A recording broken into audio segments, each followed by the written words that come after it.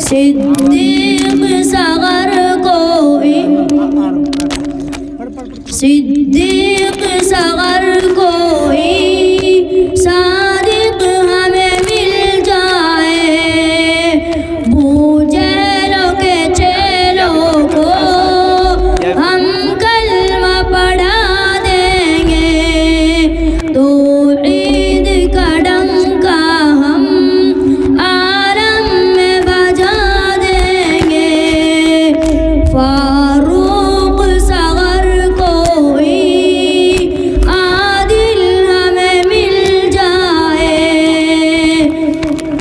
مشرق کی کڑی لے کر مغرب میں ملا دیں گے توحید کا ڈنکا ہم عالم میں بجا دیں گے عثمان سغنی کوئی ہم کو کہاں مل جائے قارون کی دولت کو ہم آگ لگا دیں گے توحید کا ڈنکا ہم عالم میں بجا دیں گے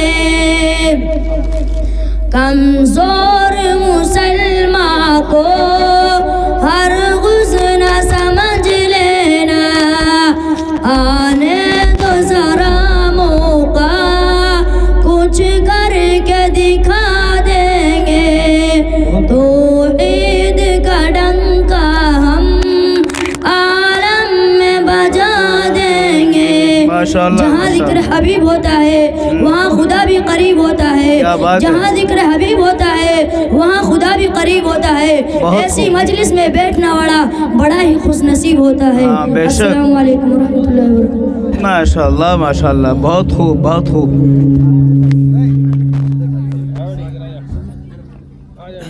کس کس نے پڑھ لی پتہ نہ چل رہی نشان لگا بیان کی تلاوت ہو گئی جی اچھا اظہر کی تلاوت ہو گئی اچھا فیصل کی نعت سنی ہو گئی اچھا اس کی نعت ہو گئی یہاں تک پہنچ گئی ہاں اظہر نے بھی پڑھی ٹھیک چھوڑ محترم سامعین آج کا اجلاس آپ حضرات کے لیے ان بچوں نے بڑی تیاریاں کی ہیں چند منٹوں میں یہ اپنا پروگرام سنا کے چلے جاتے ہیں اور ہم سن کے واہ واہ کر دیتے ہیں حقیقت یہ ہے کہ یہ بڑی محنتوں کا نتیجہ ہے جو آپ کے سامنے ہے اور یہ جو پروگرام بچے سنا رہے ہیں نا صرف تقریر کو تقریر سمجھ کے بس سنیے تلاوت کو تلاوت سمجھ کر بس سنیے صرف اتنا ہی نہیں اس سے آگے بھی ہے اور وہ یہ ہے کہ مدرسہ کسے کہتے ہیں ہم نے مدرسہ سوچ رکھا یتیموں کی جگہ ہے جس کو کہیں جگہ نہ ملے وہ مدرسے میں چلے جائے وہاں پڑھ لے کیا بس یہ کہ بھئی وہاں اس کے دن اچھے گزر جائیں گے کھان پین کو مل جائے گا اور بچے کی پرورش ہو جائے گی اس سے آگے کا ہم نہیں سوچ رہے ہیں میرے بھائی مدرسے کے اندر نہ صرف قرآن کریم حفظ کیا جاتا ہے بلکہ حقیقت یہ ہے کہ آدمی کو انسان بنایا جاتا ہے جی ہاں یہ جو بچے آپ کے سامنے کچھ سنا رہے ہیں نا یہ اسی کا ایک بہت مختصر سا ایک نمونہ ہے کہ ایک بچے نے مدرسے میں رہ کر کیا سیکھا وہ بچہ جو یہاں تقریر کر کے گیا ہے آپ اس کے جذبات کو دیکھیے آپ اس کے الفاظ کو دیکھیے آپ دیکھیے کہ وہ کیا کہہ کے گیا ہے میں آپ سامعین میں سے کہہ رہا ہوں جس کو اپنے اندر یہ وسوسہ جذبہ اور خیال ہو کہ صاحب اتنی تقریر تو میں بھی کر سکتا ہوں مائک موجود ہے آئیے تقریر کر کے دکھائیے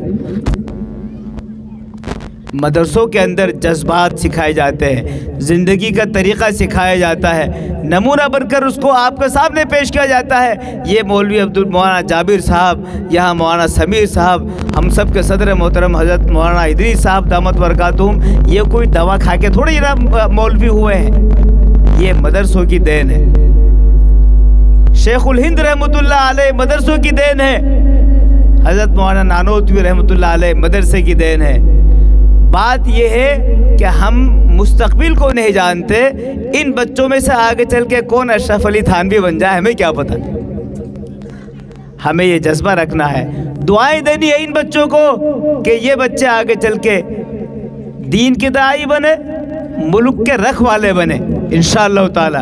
ملک کی محبت جتنی ان بچوں کے سینوں میں ہے، میں صحیح عرض کر رہا ہوں، کسی اور کے سینے میں اتنی محبت نہیں، یہ ملک کی جتنے ان بچوں کے دل و دماغ میں محبت ہے۔ بہرحال میں آپ کو صرف یہ احساس دلانا چاہتا تھا کہ یہ تقریر نہیں ہے، حقیقت میں یہ ہے کہ یہ مدرسوں کا تعارف ہو رہا ہے کہ مدرسوں کے اندر ان معمولی سی بچوں پر، ان معصوم بچوں پر کیسی محنتیں ہوتی ہیں۔ اللہ پاک ان مدرسہ والوں کو جزا خیر دے، اور اسٹیج پر موجود علماء کرام اکابرین کے میں شکر گزار ہوں، آپ تشریف لائے، آپ نے وقت نکالا اور آپ اس اسٹیج کے نورانیت کا ذریعہ بنے۔ اللہ تعالیٰ آپ حضرات کو جزا خیر عطا فرمائے۔ اسی ماحول کو مزید مزین کرنے کے لیے میں ایک بچے کو دعوت دے رہا ہوں، محمد ریحان، جس کا تعلق جے پور سے ہی ہے، وہ ایک تقریر کریں گے۔ ان کا عنوان بڑا زبردست عنوان ہے، اور یہ کس چیز پر تقریر کریں گے؟ عورت اور پردہ، جس کو دنیا نے مذاق بنا کر رکھا ہوا ہے، عورتوں کو پتہ نہیں کیا سمجھا ہوا ہے، پردے سے ایک طرح سے ہمیں الرجی ہے۔ ارے بھائی، اسلام کیا کہتا ہے، قرآن کیا کہتا ہے؟ میں اس بچے سے گزارش کر رہا ہوں ذرا جذبے اور جذبات میں جی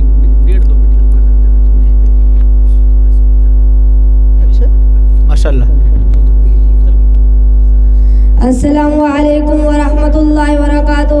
الحمدللہ وقفا وسلام علی عبادہ الذین اصطفى، اما بعد فاعوذ باللہ من الشیطان الرجیم، بسم اللہ الرحمن الرحیم۔ یا ایھا النبی قل لازواجک وبناتک ونساء المؤمنین یدنین علیہن من جلابیبہن۔ بے پردہ جو نظر آئی کل چند بیبیاں، بے پردہ جو نظر آئی کل چند بیبیاں، اکبر زمین غیرت قومی سے گڑ گیا۔ پوچھا جو آپ کے پردے کا کیا ہوا، وہ کہنے لگی عقل پہ مردوں کا پڑ گیا۔ محترم حضرات، میں نے آپ حضرات کے سامنے قرآن کریم کی ایک آیت کا ٹکڑا آپ حضرات کے سامنے پڑھا ہے، جس کے اندر نبی اکرم صلی اللہ علیہ وسلم کو اس بات کی ہدایت دی گئی کہ اپنی بیٹیوں اور اپنی تمام مسلمان عورتوں کو اس بات کا حکم دیجیے کہ اپنے اوپر تھوڑی سی چادر ڈال لے، جس کے اندر کلام اللہ شریف کے آیت سے پردہ نازل ہوا ہے۔ قرآن پاک کی ایک دوسری آیت کے ٹکڑے میں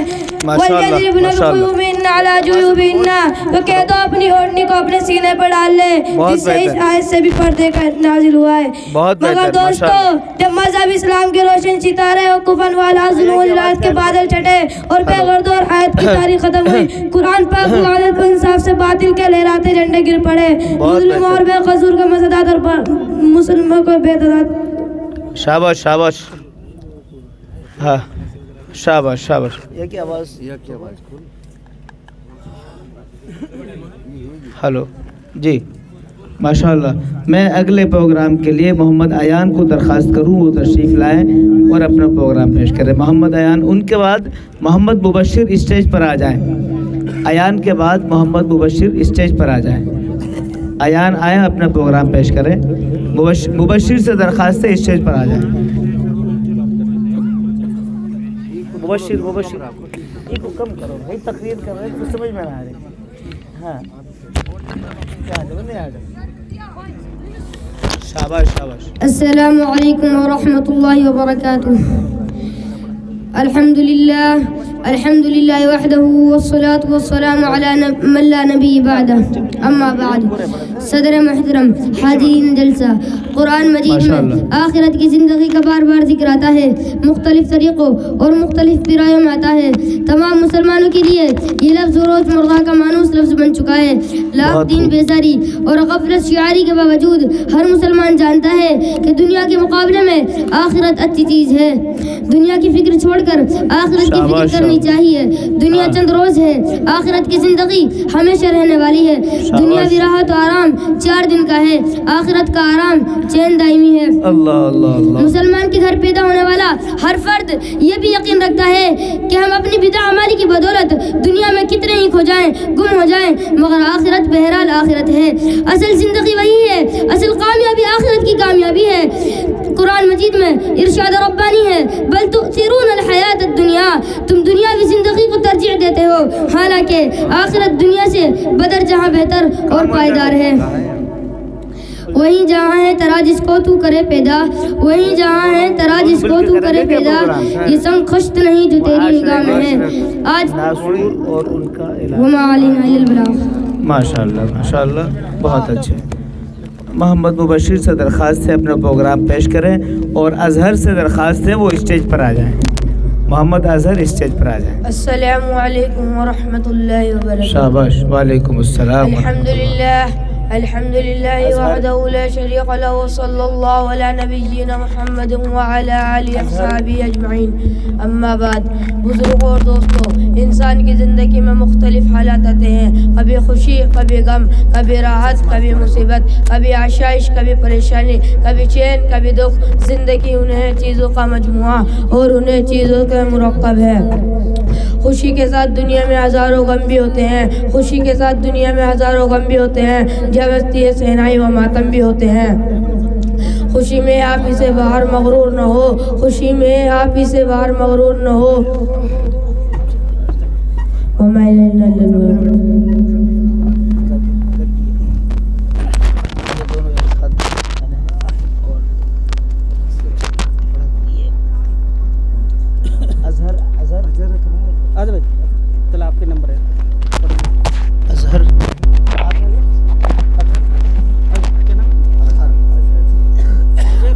عزیر، اچھا عزیر،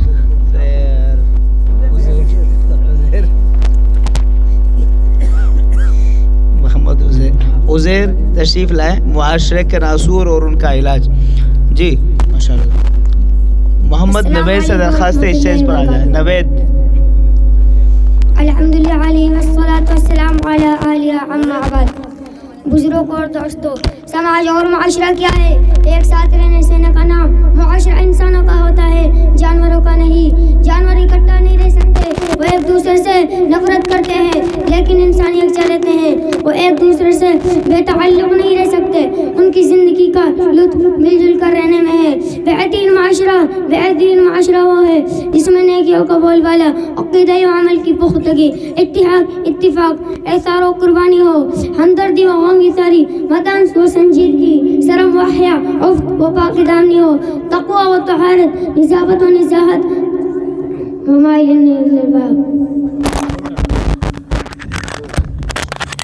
ماشاءاللہ حضرات، یہ مدرسہ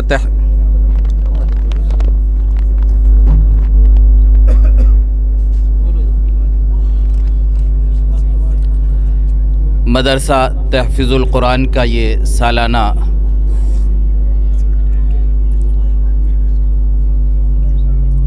جلسہ ہے۔ یہ مدرسے کے بچے یہ اپنا تعلیمی مظاہرہ پیش کر رہے ہیں۔ محمد نوید اپنی تقریر پیش کریں اور محمد ریحان تیار رہیں۔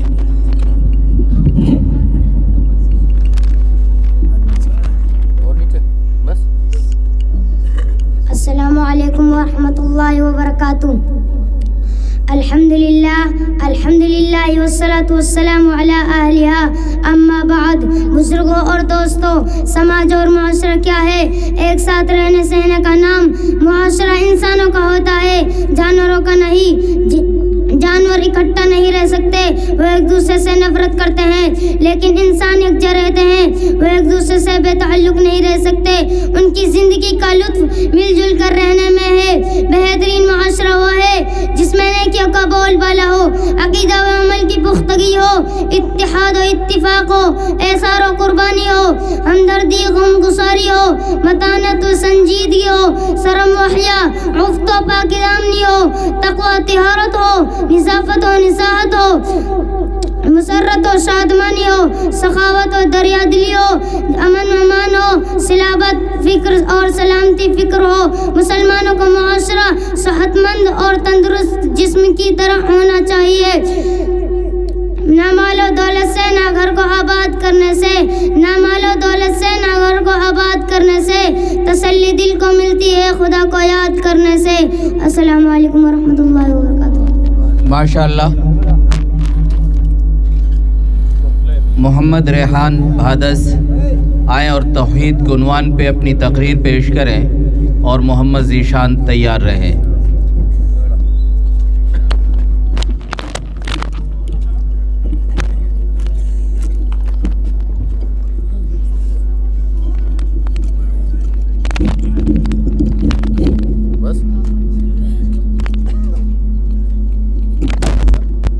السلام علیکم ورحمۃ اللہ وبرکاتہ۔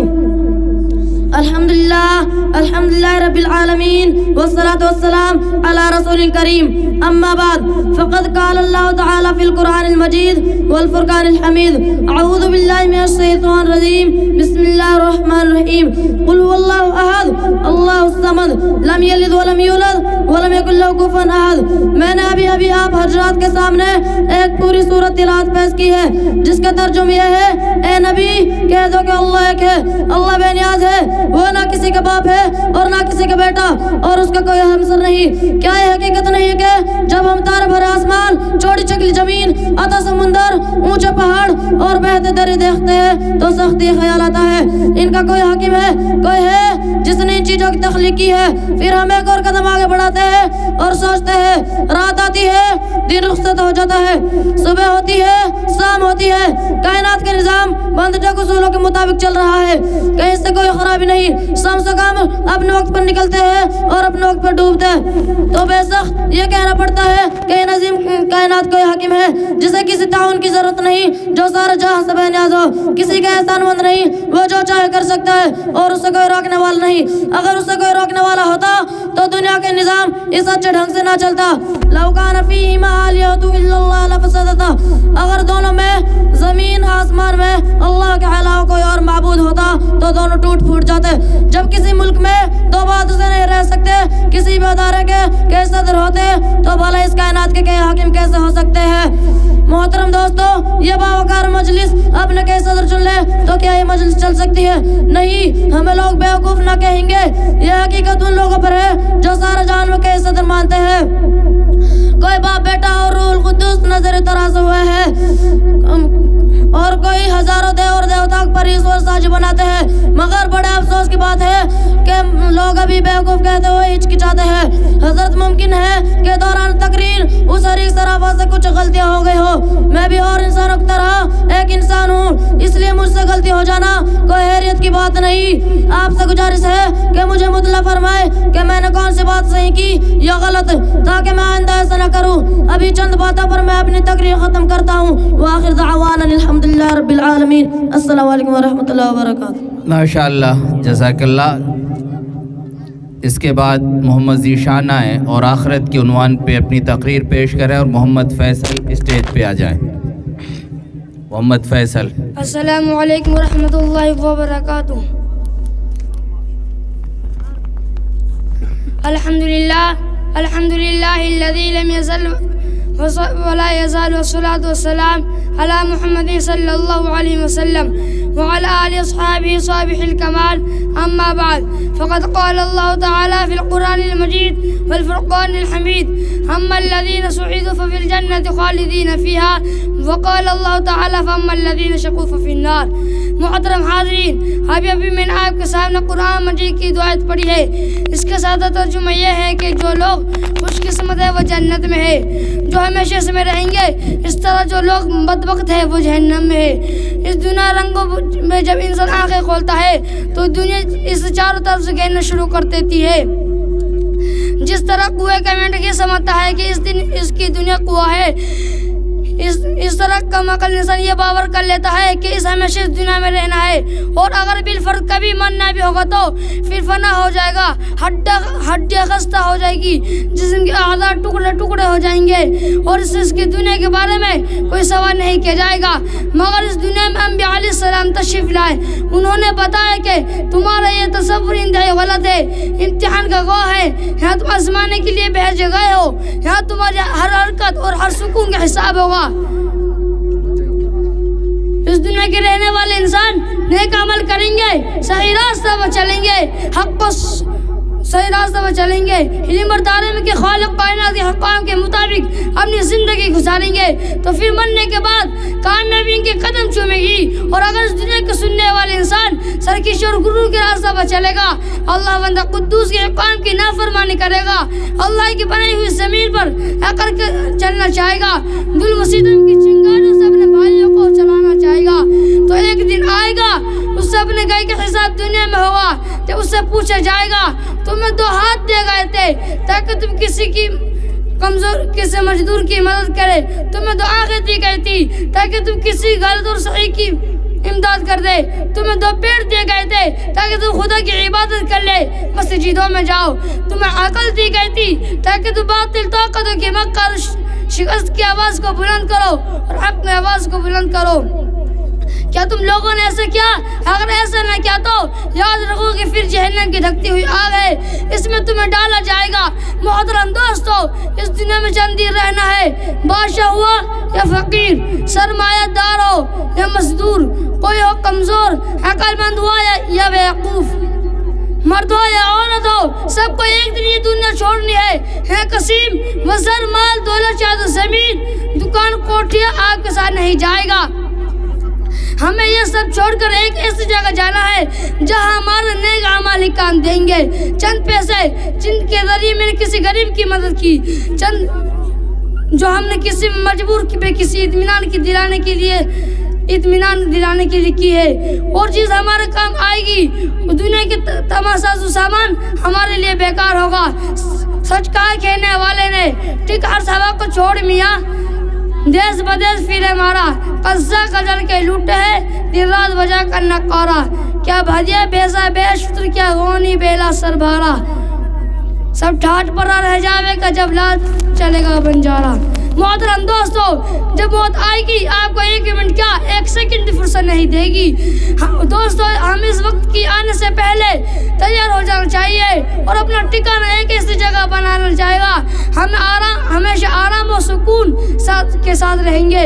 وہ جگہ جنت ہے جو مرنے کے بعد ملے گی، مرنے کے بعد والی زندگی کا نام آخرت ہے جو آخر میں آئے گی۔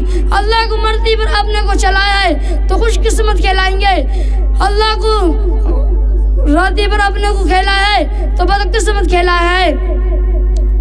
اللہ آپ کو اور ہم کو صحیح راستہ بچائے اور اپنا ٹھکانہ آخرت میں ہمارا جنت میں اپنا ٹھکانہ بنائے، آمین۔ وآخر دعوانا الحمدللہ رب العالمین۔ ماشاءاللہ، جزاک اللہ۔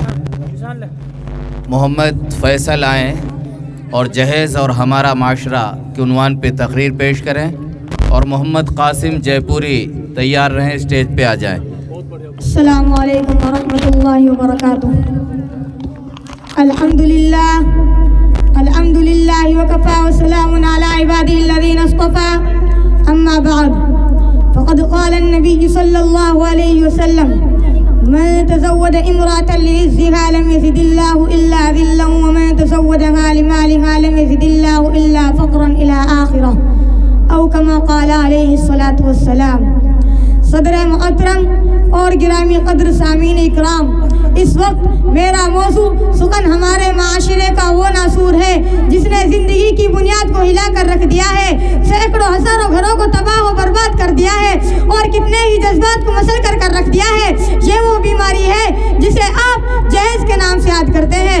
میں نے خطبے کے بعد ایک حدیث شریف پڑھی ہے، اس میں حضور پر نور محمد عربی صلی اللہ علیہ وسلم کا پاک ارشاد ہے کہ جو شخص عزت حاصل کرنے کے لیے شادی کرے گا تو رب ذوالجلال ایسے شخص کو ذلت کے سوائے کچھ نہ دیں گے، اور جو شخص مال کے لالچ میں شادی کرے گا تو اس کو فقر و فاقہ اور تنگ دستی کے سوائے کچھ نصیب نہ ہوگا۔ اسلام کے پاس بانو، آج ہندوستان کے اندر اور خاص طور سے ہمارے معاشرے میں جہیز ایک ایسا ناسور بن گیا ہے جو ایٹمی ہتھیار سے زیادہ خطرناک ملک ثابت ہوتا جا رہا ہے۔ اس منحوس جہیز کی بنیاد پر ہندوستانی معاشرے میں روزمرہ اخبارات کی رونق اظہار بن کر یہ سرخیاں چپتی ہے کہ فلاں شوہر نے اپنی سسرال والوں سے اسکوٹر نہ ملنے پر اپنی نئی نویلی دلہن کو جلا دیا، کہ فلاں شخص نے مزید جہیز کا مطالبہ پورا نہ کرنے پر اپنی بیوی کو موت کے گھاٹ اتار دیا۔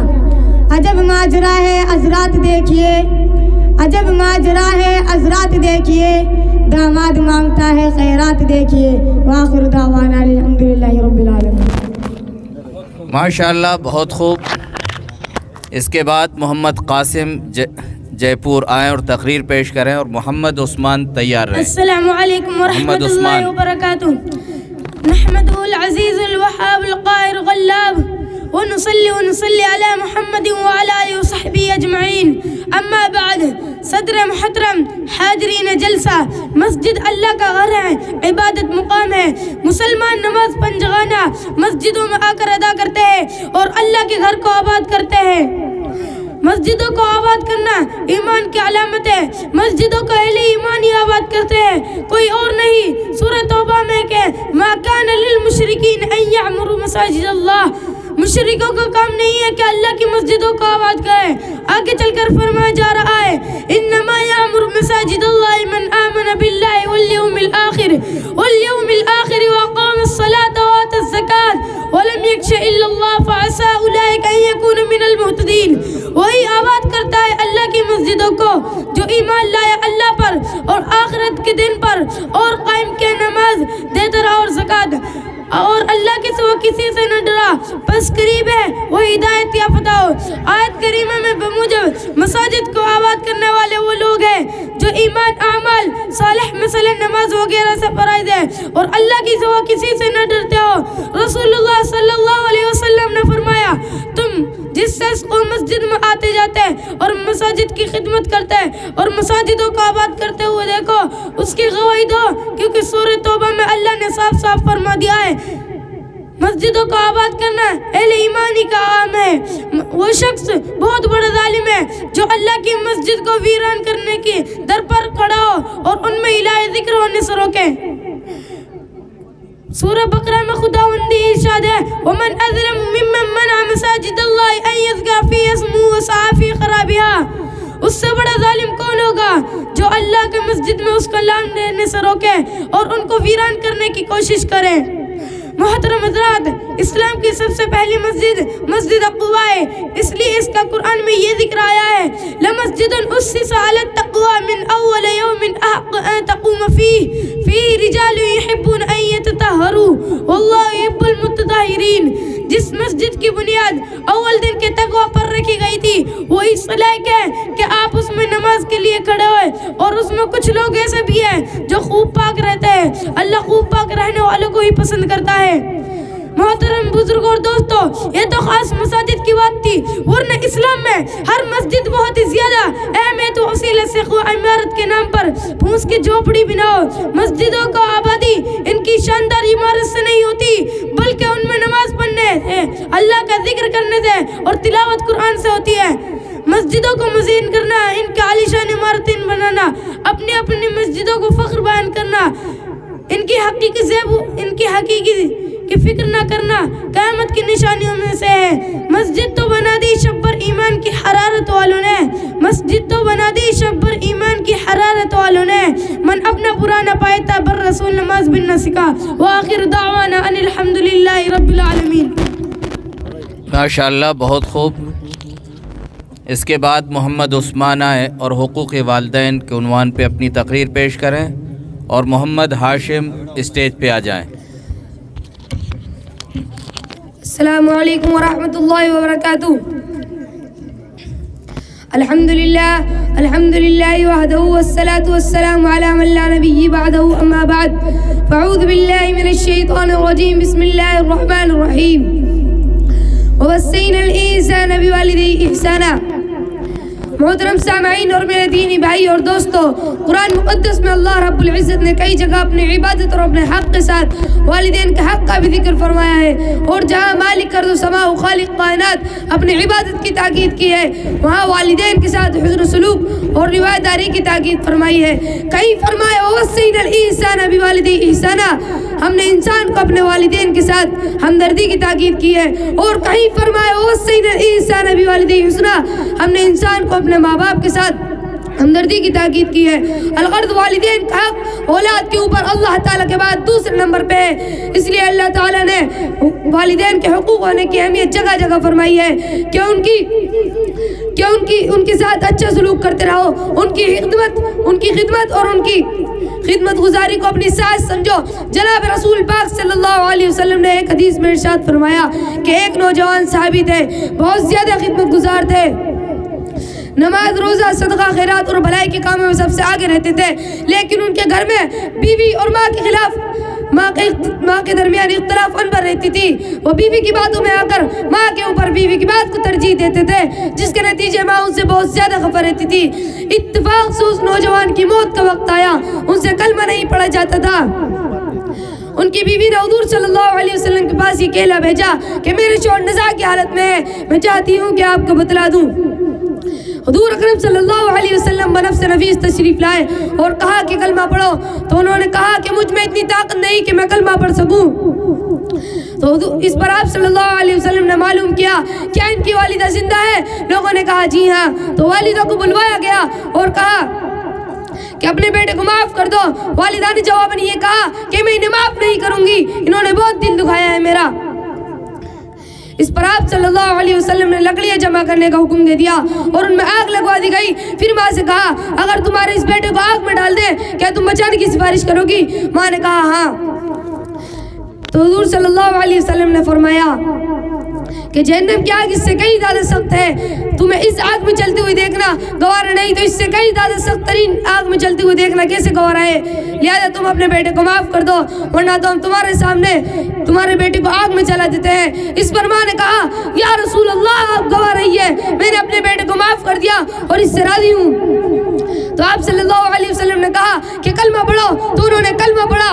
محترم سامعین، آپ نے دیکھا کہ ماں باپ کی ناراضی اولاد کے لیے کتنی خطرناک ہوتی ہے۔ اولاد ہوا اپنی جگہ کتنا ہی نیک صالح کیوں نہ ہو، ماں باپ کی ناراضی سے کلمہ تک نصیب نہیں ہوتا۔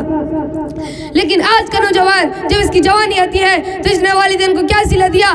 یہی نہ کہ بیوی کے کہنے سے ان کی بے عزتی کی، ان کو گھر سے بھی الگ کر دیا، ان پر ان کا جیون تنگ کر دیا، ان کو دل دکھانے کے لیے بیوی کی زبان درازی کو تحفظ دیا، دکان و دفتر سے آ کر خود ہی والدین کے اوپر ظلم و ستم کے پہاڑ توڑے۔ ارے والدین کو اپنے کندھوں کا بوجھ سمجھنے والوں اور خوبصورت کوٹی کو ان کا عیب سمجھنے والوں، ذرا اس حدیث پہ تو غور کرو، جنہوں نے والدین کی نافرمانی کی دنیا میں اللہ نے انہیں کیسی سزا دے دی۔ اس لیے عزم کرو کہ انشاءاللہ والدین کی خدمت ہر حال میں کرنی ہے۔ اللہ تعالی آپ کو اور مجھے والدین کی اطاعت کرنے کی توفیق عطا فرمائے۔ وما علینا الا البلاغ۔ ماشاءاللہ، بہت خوب۔ اس کے بعد محمد ہاشم آئے اور تقریر پیش کریں اور محمد قاسم تیار رہے، اسٹیج پہ آ جائے۔ السلام علیکم ورحمۃ اللہ وبرکاتہ۔ الحمدللہ رب العالمین والصلاة والسلام علی سید المرسلین وعلی آلہ واصحابہ اجمعین، اما بعد فقد قال اللہ تبارک و تعالی فی القرآن المجید والفرقان الحمید۔ اعوذ باللہ من الشیطان الرجیم، بسم اللہ الرحمن الرحیم۔ انا انزلناه فی لیلۃ مبارکۃ انا کنا منذرین فیہا یفرق کل امر حکیم۔ وقال علیہ الصلاۃ والسلام ما احدث فی امرنا ھذا ما لیس منہ فہو رد۔ محترم حضرات، توفیق خدا بندی کا سہارا لے کر میں آپ کے سامنے آ گیا ہوں۔ میں چاہتا ہوں کہ آج کی سہانی اور مقدس رات میں ماہ شعبان کا تذکرہ کروں، اس کی درمیانی رات کی عظمتوں پر ترمیم بیان کروں، اس مقدس اور بابرکت کے متعلق معاشرے اور سماج میں پھیلی ہوئی برائیوں اور خرافات پر روشنی ڈالوں۔ تو لیجئے ہم یتن متوجہ ہو کر میری بات کو سنیے۔ خالق کائنات نے سورہ دخان میں ارشاد فرمایا انا انزلناہ فی لیلۃ مبارکہ، ہم نے اس قرآن پاک کو لوح محفوظ آسمانی دنیا پر اتارنے کا فیصلہ ایک برکت والی رات میں کیا۔ اس مبارک رات میں ہر حکمت والا معاملہ طے کر دیا جاتا ہے۔ سرور کائنات صلی اللہ علیہ وسلم نے فرمایا جس نے دین اسلام اور مذہب اسلام میں اس چیز کو پیدا کیا جس کا دین سے کوئی سروکار نہیں تو وہ مردود ہے۔ دوستو یہ مقدس رات اس مبارک مہینے کی رات ہے جس کے بارے میں شہنشاہ بطحا تاجدار مدینہ سرور کائنات صلی اللہ علیہ وسلم نے ارشاد فرمایا شعبان شہری و رمضان شہر اللہ کہ شعبان میرا مہینہ ہے اور رمضان اللہ کا مہینہ ہے۔ ایک حدیث پاک میں فرمایا کہ شعبان میرا مہینہ اور رمضان میری امت کا مہینہ ہے۔ مسلمانوں یہی وہ مبارک مہینہ ہے جس کی 15ویں رات کو شب برات کہا جاتا ہے۔ اللہ اس مبارک رات کی فضیلتوں کو کیا کہنا۔ احکم الحاکمین نے اس مقدس رات میں اس قرآن پاک کو نازل کرنے کا فیصلہ فرمایا جو سراپا ہدایت اور رحمت ہے، جس قرآن نے عالم انسانیت کی زندگی گزارنے کے طور طریقے سکھائے، عبداللہ آباد اور ہمیشہ رہنے والی آخرت کی زندگی کے واسطے نجات کا سامان مہیا کیا۔ اس مبارک رات میں سال بھر کے معاملات جو حکومت اور مسلطوں سے لبریز ہوتے ہیں طے کر دیے جاتے ہیں اور من جانب اللہ معصوم فرشتوں کے سپرد کر دیے جاتے ہیں۔ ہر مسلمان کے لیے ضروری ہوتا ہے کہ ماہ شعبان میں غفلت کی چادر اتار دے، اس ماہ رمضان کے لیے جس میں رحمت خدا بندی کے ذریعے بہائے جاتے ہیں، اس ماہ رمضان کے لیے جس میں رحمت خدا بندی کے ذریعے بہائے جاتے ہیں ہم یقین تیاری کریں، گناہوں سے توبہ اور دربار خدا بندی میں گریہ بازی کریں۔ خادم رسول صلی اللہ علیہ وسلم حضرت انس رضی اللہ تعالیٰ عنہ کا فرمان ہے کہ جانثار صحابہ اکرام شعبان کا چاند دیکھ کر قرآن پاک کی تلاوت میں اضافہ فرماتے ہیں، اپنے اموال سے زکوٰۃ نکالتے، قیدیوں کو رہا کیا جاتا تھا، قرض چکائے جاتے تھے۔ یہ شعبان کا مہینہ مقرب اور افضل مہینہ ہے۔ اللہ پاک کی مخلوق میں مقرب فرشتے 4 ہیں، حضرت جبریل افضل ہے، مقرب نبی 4 ہے، محمد صلی اللہ علیہ وسلم افضل ہے، مقرب صحابہ 4 ہے، ابو بکر صدیق رضی اللہ تعالیٰ عنہ افضل ہے، مقرب مسجد 4 ہے، مسجد حرام افضل ہے، مقرب مقامات 4 ہے، مکہ مکرمہ افضل ہے، مقرب دریا 4 ہے، فرات افضل ہے، مقرب مہینے 4 ہے، ماہ شعبان افضل ہے۔ اللہ کا رسول تو ماہ شعبان کو اپنا مہینہ قرار دے رہا ہے مگر ہم ہے کہ اس ماہ مبارک کے انوار و برکات سے محروم ہے۔ یہ غفلت اور ناسپاسی نہیں تو اور کیا ہے؟ دوستو میری ماں، تمہاری ماں، سارے عالم کے مسلمانوں کی ماں عائشہ صدیقہ رضی اللہ تعالیٰ عنہ سرور کائنات صلی اللہ علیہ وسلم سے پوچھتی ہے، کہتی ہے کہ کیا وجہ ہے، کیا سبب ہے ہم ماہ شعبان میں بہت زیادہ روزے رکھتے ہیں؟ تو فرمایا حق تعالی شانہ اس ماہ مبارک میں آئندہ سال مرنے والوں کے نام تحریر فرماتے ہیں۔ میں چاہتا ہوں کہ میری وفات کا نوشہ اس حال میں لکھا جائے کہ میں روزہ دار ہوں، اسی مبارک ماہ کی 15ویں رات کو شب برات ہے۔ یہ وہ مبارک رات ہے جس میں رب ذوالجلال رحمتوں کے دروازے کھول دیتا ہے۔ یہ وہ مبارک رات ہے جس میں اللہ پاک کے تجلیات کا آسمان و دنیا پر نزول ہوتا ہے۔ یہ وہ مبارک رات ہے جس میں آئندہ سال مرنے والوں کے نام لکھے جاتے ہیں۔ یہ وہ مبارک رات ہے جس میں انعامات کی بارش ہوتی ہے۔ یہ وہ مبارک رات ہے جس میں رحمت تقسیم نہیں لٹائی جاتی۔ یہ وہ مبارک رات ہے جس میں اعلان عام ہوتا ہے، کوئی استغفار کرنے والا اس کی مغفرت کی جائے، کوئی روزی مانگنے والا اسے روزی دی جائے، کوئی مصیبتوں میں گرفتار ہونے والا اسے نجات عطا کی جائے۔ وآخر دعوانا الحمدللہ رب العالمین۔ السلام علیکم ورحمۃ اللہ۔ ماشاءاللہ بہت خوب۔ اس کے بعد محمد قاسم آئے اور اپنی تقریر پیش کریں اور محمد فرقان اسٹیج پہ آ جائے۔ السلام علیکم ورحمۃ اللہ وبرکاتہ۔ جس طرف کونے کونے پر فرشتہ نصیب ہو، جس کونے کونے پر فرشتہ نصیب ہو، میری تقریر سننے والے کو جنت نصیب ہو۔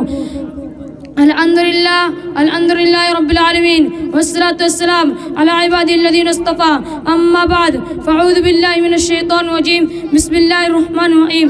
وَأَنْتُمُ الْأَعْلَوْنَ إِن كُنتُم مُؤْمِنِينَ وَأَنْتُمُ الْأَعْلَوْنَ إِن كُنتُم مُؤْمِنِينَ وَأَنْتُمُ الْأَعْلَوْنَ إِن كُنتُم مُؤْمِنِينَ۔ وہ معزز تھے زمانے میں مسلمان ہو کر، وہ معزز تھے زمانے میں مسلمان ہو کر، ہم خوار ہوئے تاریخ قرآن ہو کر۔ محترم دوستو، آج میری گفتگو کو موضوع مسلمان اس کی تباہی کا علاج ہے۔ آئیے اس موضوع کے تحت اپنے شاندار مادے پر ایک منظر ڈال کر مستعمل تام کرام سے ترقی کا سبب تلاش کریں۔ قرآن کریم میں رب الجلال ارشاد فرمایا وَأَنْتُمُ الْأَعْلَوْنَ إِن كُنتُم مُؤْمِنِينَ، تم سر बंद रहोगे अगर तुम मोमिन हो। यह इरशाद बारी हमारी पूरी तारीख का इख्तिसार है। तारीख सैकड़ों वाक़यात इतबाहियों के लिए काफ़ी है कि जब भी हमारा रास्ता अल्लाह से और उसके दीन से रही सरबुलंद व कामयाब हमारा कदम चूमे, और जब कभी कभी इस रिश्ते में किसी की कमजोरी आई, इज्जत और आफात का वजह से दिल्लत और इस्तिग़फ़ार में जा गिरे। तारीख हमारे सामने जंग बदर की मिसाल पेश करते हैं। जो कामयाबी हुई वह सिर्फ इस रिश्ते की बुनियाद पर हुई, वरना कामयाबी होती तो कुफ्फार मक्का की होती। क्यों ना कि कुफ्फार मक्का तकरीबन 1000 थे, बड़े जोश और खरोश के साथ थे। उनके पास 700 ऊँट और 200 घोड़े नैसे के पास और तलवार देकर जंगी हथियार मौजूद थे। इधर अबू जहल, उतबा, शुअबा, वलीद, हंसला, आस, हर्फ, नदर बिन आरित, उमय्या बिन अलफ, अब्दुल बिन मुत्तलिब जैसे शजात के पैकर आमोज करते। इधर बिचार मुसलमान सर्व मकान कुल 3 तरह थे। सवार के लिए कुल 2 घोड़े और 70 ऊँट हैं। एक पर 3-3, 4-4 आदमी सवार हैं और बाद पैदल ही सफर कर रहे हैं। और किसी के पास तलवार है, नजर कमान नहीं, नजर कमान है, किसी के पास तलवार नजर कमान नहीं। मोहतरम बुजुर्ग दोस्तों, जब मुकाम पर पहुँचते हैं तो देखते हैं कुफ्फार मक्का बुलंद मुकाम पर क़िमसान हो चुका है, जहाँ पानी की परवानी नहीं। मुसलमान को बस्ती और इतनी ज़मीन पर क़िमसान होना पड़ा। अगर इसी जगह किसी को प्यास लगे तो एक घूंट पानी पीने को न मिला। अलगर्द जंग के अंदर जितनी चीज़ और जितना असबाब की ज़रूरत पड़ती है वह सब कुफ्फार मक्का में हासिल होती है। लड़ाई शुरू होते हैं तो कुफ्फार मक्का गाजर मूली की तरह काटा जाता है। कुफ्फार मक्का का सबसे बड़ा सरदार अबू जहल, 2 बच्चे और मोहम्मद के जरिए मारा जाता है। अब्दुल्लाह बिन मसूद रज़ियल्लाहु ताला अन्हु अबू जहल उसके सर को कलम तक कर देते हैं। मुसलमानों, आप जानते हो अब्दुल्लाह बिन मसूद कौन है? ये वही है जो मक्का की शान में इसे अबू जहल ने मारते मारते बेहोश कर देता। आज मैदान जंग के अंदर वही अब्दुल्लाह बिन मसूद रज़ियल्लाहु ताला अन्हु अबू जहल को सर को कलम कर देते हैं। कभी उमय्या बिन खलफ का नंबर आता है, कभी अबू जहल का नंबर आता है। अपने साथियों को इस तरह तहतबा देखकर घबराया और मैदान जंग छोड़कर भागने लगा। हज़रत बिलाल हबशी रज़ियल्लाहु ताला अन्हु उसके पीछे भागे और करीब पहुंचते ही पेट के नीचे तलवार चला देते हैं और उसके जहन्नम रसीद कर देते हैं। इस्लाम के नौजवानों, आप जानते हो अब बिलाल हबशी रज़ियल्लाहु ताला अन्हु कौन है? यही है जो इस्लाम कबूल किया था। उमय्या बिन अलफ, अबू जहल उमय्या बिन अलफ दोपहर के वक्त में पत्थर की बड़ी बड़ी चट्टान रखता था ताकि हरकत ना कर सके। हाथ को जंजीरों में कोड़ लगाता था। अगले दिन पर उंगलियां दिन पर दिन जख्मी किया जाते गए ताकि तकलीफ से बेखबर होकर इस्लाम से फिर जाए, यूं तड़प तड़प कर मर जाए। पैरों में रस्सी बांधकर मक्का की गली में घसीटा जाता था। तरह तरह की अधिकतें पेश किए जाते हैं कि तकलीफ देने वाले थक जाते थे। कभी अबू जहल का नंबर आता था, कभी उमय्या बिन खलफ का नंबर आता था, कभी और का नंबर आता था। आज मैदान जंग के अंदर वही गुलाम अपने आका व मालिक को यानी उमय्या बिन खलफ करने के लिए कत्ल करने के लिए दौड़ रहा है और उमय्या बिन खलफ मैदान जंग छोड़कर भाग रहा है। मुसलमानों, वो कौन सी चीज़ थी जिसने गुलाम को गालिब आका को मगलूब कर दिया? सच फरमा अल्लाह तआला ने, तुम बशर्ते के सच पक्का मुसलमान रहो। सोई हुई कौम जाग उठती है, बेदार मुसलमान सोता है। सोई हुई कौम जाग उठती है, बेदार मुसलमान सोता है। गहवारा कब्ल मोमिन जज्बा ईमान सोता है। इसी तरह दूसरे कुफ्फार मक्का अपने साथियों को मकतूल हो देखकर घबराया और भागने लगा। 70 मकतूल हुए, 70 गिरफ्तार हुए।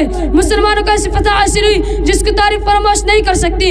लेकिन अफसोस सदा अफसोस, आज जहाँ देखते हैं, जिस तरफ देखते हैं, वही मुसलमान खौफनाक तूफान में घिरा हुआ नजर आता है। कोई मुसलमान आबरू पे पामाल किया जा रहा है, कई मुसलमान गुलामा की नई जिंदगी बसर कर रहे हैं। उलमा इकबाल ने क्या खूब कहा, कुछ बात है तेरी बातों में बात यहाँ तक आ पहुँची, कुछ बात है तेरी बातों में बात यहाँ तक आ पहुँची। हम दिल से कहें, दिल तुम पे गया, सच कहे तो बात खुदा तक जा पहुँची। वाक़िर दावाना अल्हम्दुलिल्लाहि रब्बिल आलमीन। माशाअल्लाह, बहुत खूब। इसके बाद मोहम्मद फुरकान आए और मोहम्मद अतहर तैयार रहे।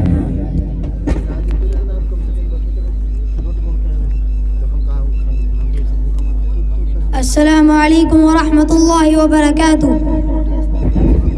अल्हम्दुलिल्लाहि रब्बिल आलमीन वस्सलातु वस्सलाम अला सय्यिदिल मुरसलीन व अला आलिहि व अस्हाबिहि अजमईन, अम्मा बाद।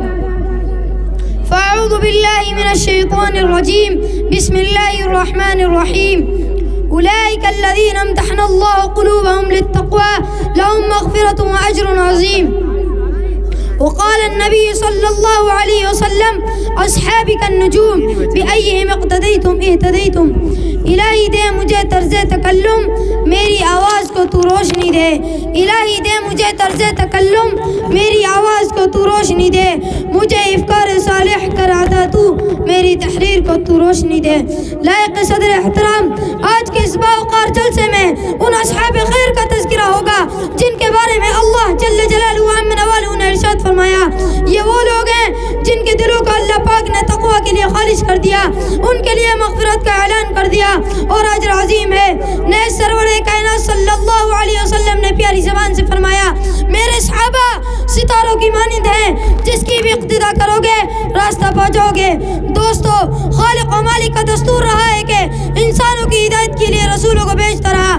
چنانچہ حضرت آدم علیہ السلام کو بھیجا، حضرت نوح علیہ السلام کو بھیجا، حضرت ابراہیم علیہ السلام کو بھیجا، حضرت موسیٰ علیہ السلام کو بھیجا، حضرت عیسیٰ علیہ السلام کو بھیجا. آخر میں شہنشاہ بطحا تاجدار مدینہ سرور کائنات خاتم الانبیاء محمد رسول اللہ صلی اللہ علیہ وسلم کو بھیجا. نبیوں کا سلسلہ ختم، رسولوں کا سلسلہ ختم، قیامت تک کوئی نبی آنے والا نہیں. یہ دین آخری دین ہے، یہ شریعت آخری شریعت ہے. یہی وجہ ہے کہ اللہ پاک نے آپ صلی اللہ علیہ وسلم کو صحابہ کی وفا کی مقدس جماعت عطا فرمائی کہ جس نے دین اسلام کو زندہ کرنے اور پھیلانے میں تن بن دھن کی بازی لگا دی. چنانچہ تاریخ شاہد ہے کہ ان سچے جانثاروں نے وہ قربانی پیش کی جس کی نظیر پیش کرنے سے عالم انسانیت اور تہی دامن اور خالی ہے. سبحان اللہ. کہ جس نے دین اسلام کو زندہ کرنے اور پھیلانے میں تن بن. واقع دعوانا الحمدللہ رب العالمین. ماشاءاللہ ماشاءاللہ. اس بچے نے بہت اچھی تقریر کی اور آپ حضرات کی ذمہ داری ہے کہ بچوں کو حوصلہ بڑھائیں، شاباشی بھی دیں، دعائیں بھی دیں، انعام بھی دیں. یہ بچے انعام کے مستحق ہیں بھائی. انہوں نے بڑی محنت کی ہے آپ کے سامنے پروگرام پیش کرنے کے لیے. ایک بار سیٹ کر دیا، ایک بار سیٹ السلام علیکم ورحمۃ اللہ وبرکاتہ. نحمد ونصلی علی رسولہ الکریم. اما بعد فقد قال اللہ تبارک وتعالی فی القرآن المجید اعوذ باللہ من الشیطان الرجیم بسم اللہ الرحمن الرحیم ذلک الکتاب لا ریب فیہ ھدی للمتقین. وقال النبی صلی اللہ علیہ وسلم خیرکم من تعلم القرآن وعلمہ. الہی رونق اسلام کے سامان پیدا کر، الہی رونق اسلام کے سامان پیدا کر، دلوں میں مومنوں کو الفت قرآن پیدا کر. صدر محترم، اسٹیج پر رونق افروز بزرگان دین اور حاضرین جلسہ، آج کی اس محفل میں اور آج کے اس مبارک اجلاس میں میری تقریر کا موضوع سخن دنیا کی سب سے پاکیزہ اور مقدس کتاب قرآن پاک ہے. ہمیں چڑھتے سورج کی طرح یقین ہے کہ اس کا ایک ایک حرف سچا اور صادق ہے. وہ قرآن پاک جس کی زبان مقدس، بیان مقدس اور جو فصاحت و بلاغت کے ٹھاٹے مارتے سمندر ہے، جس کے متعلق ارشاد ربانی ہے. قرآن وہ کتاب ہے جس کے بارے میں محسن انسانیت حضور پاک صلی اللہ علیہ وسلم نے ارشاد فرمایا کہ تم میں سب سے بہتر وہ شخص ہے جو قرآن پاک کو سیکھے اور سکھائے. دعا کیجئے خداوند قدوس ہم سب کو اس قرآن پاک کی دولت سے مالا مال فرمائے، آمین. نوجوانوں دوستو، قرآن پاک رب ذوالجلال کی طرف سے حسین تحفہ ہے جس نے 23 برس قلیل مدت میں پورا عالم میں برپا کر دیا کہ بڑے سے بڑے فصحا، بلغا، ادبا اور شعرا حیران ششردہ گئے، جس کی آیتوں کو سن کر فتر دل موم ہو گئے. دوستو، یہی وہ قرآن ہے جو رہتی دنیا تک کے انسانوں کے لیے سراپا ہدایت و رحمت ہے. یہی وہ قرآن ہے جس نے رسول کی رسالت کو اعزاز بخشا.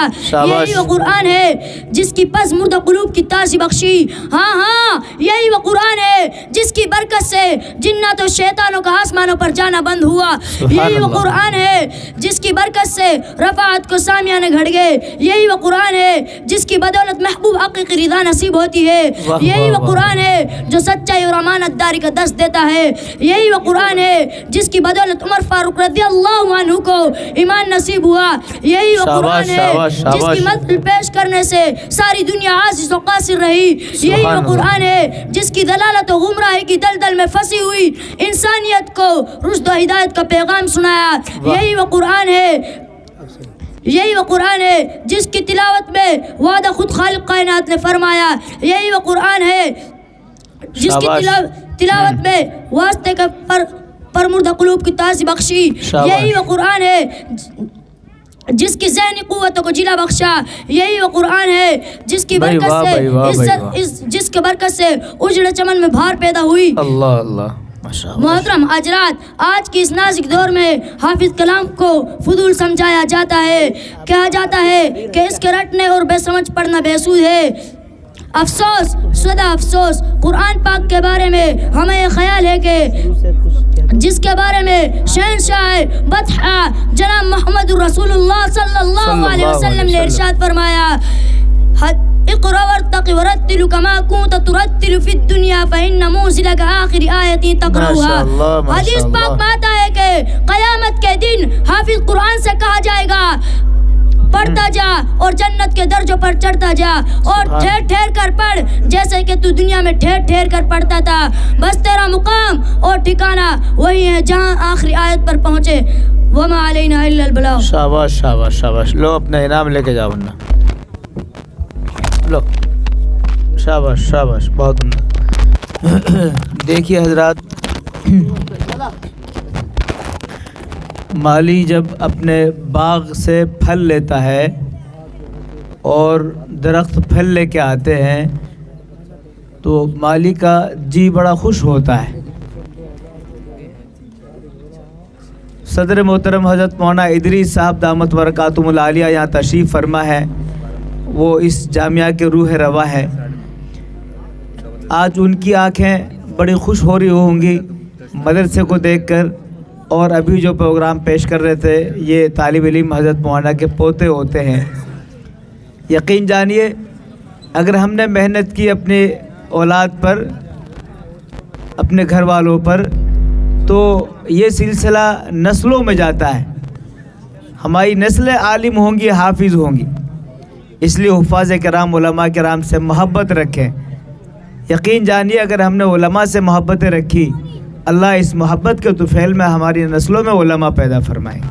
محمد سراج سے درخواست سے اپنا پروگرام پیش کریں.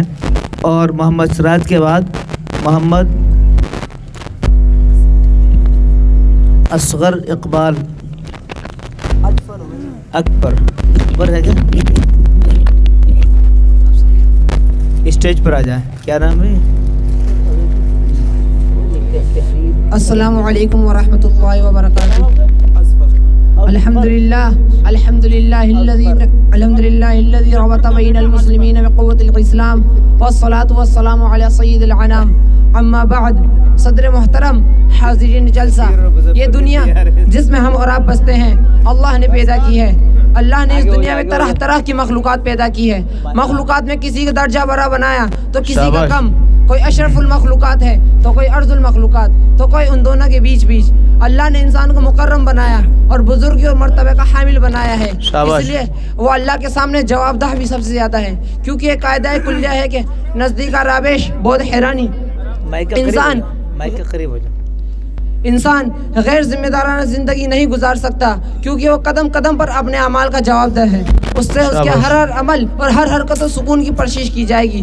اس نے کیا بات صحیح کی، کیا غلط، اس کا کس چیز کی طرف نظر ڈالنا جائز تھا، کدھر ناجائز، اس نے کون سا قدم صحیح اٹھایا، کون سا غلط، اس نے کس معاملے میں اپنے دست و باز کا صحیح استعمال کیا، کس میں غلط، اس کا کون سا عمل جائز تھا، کون سا ناجائز. آخرت اسی جواب دہی اور باز پرش کے مرحلے کا نام ہے.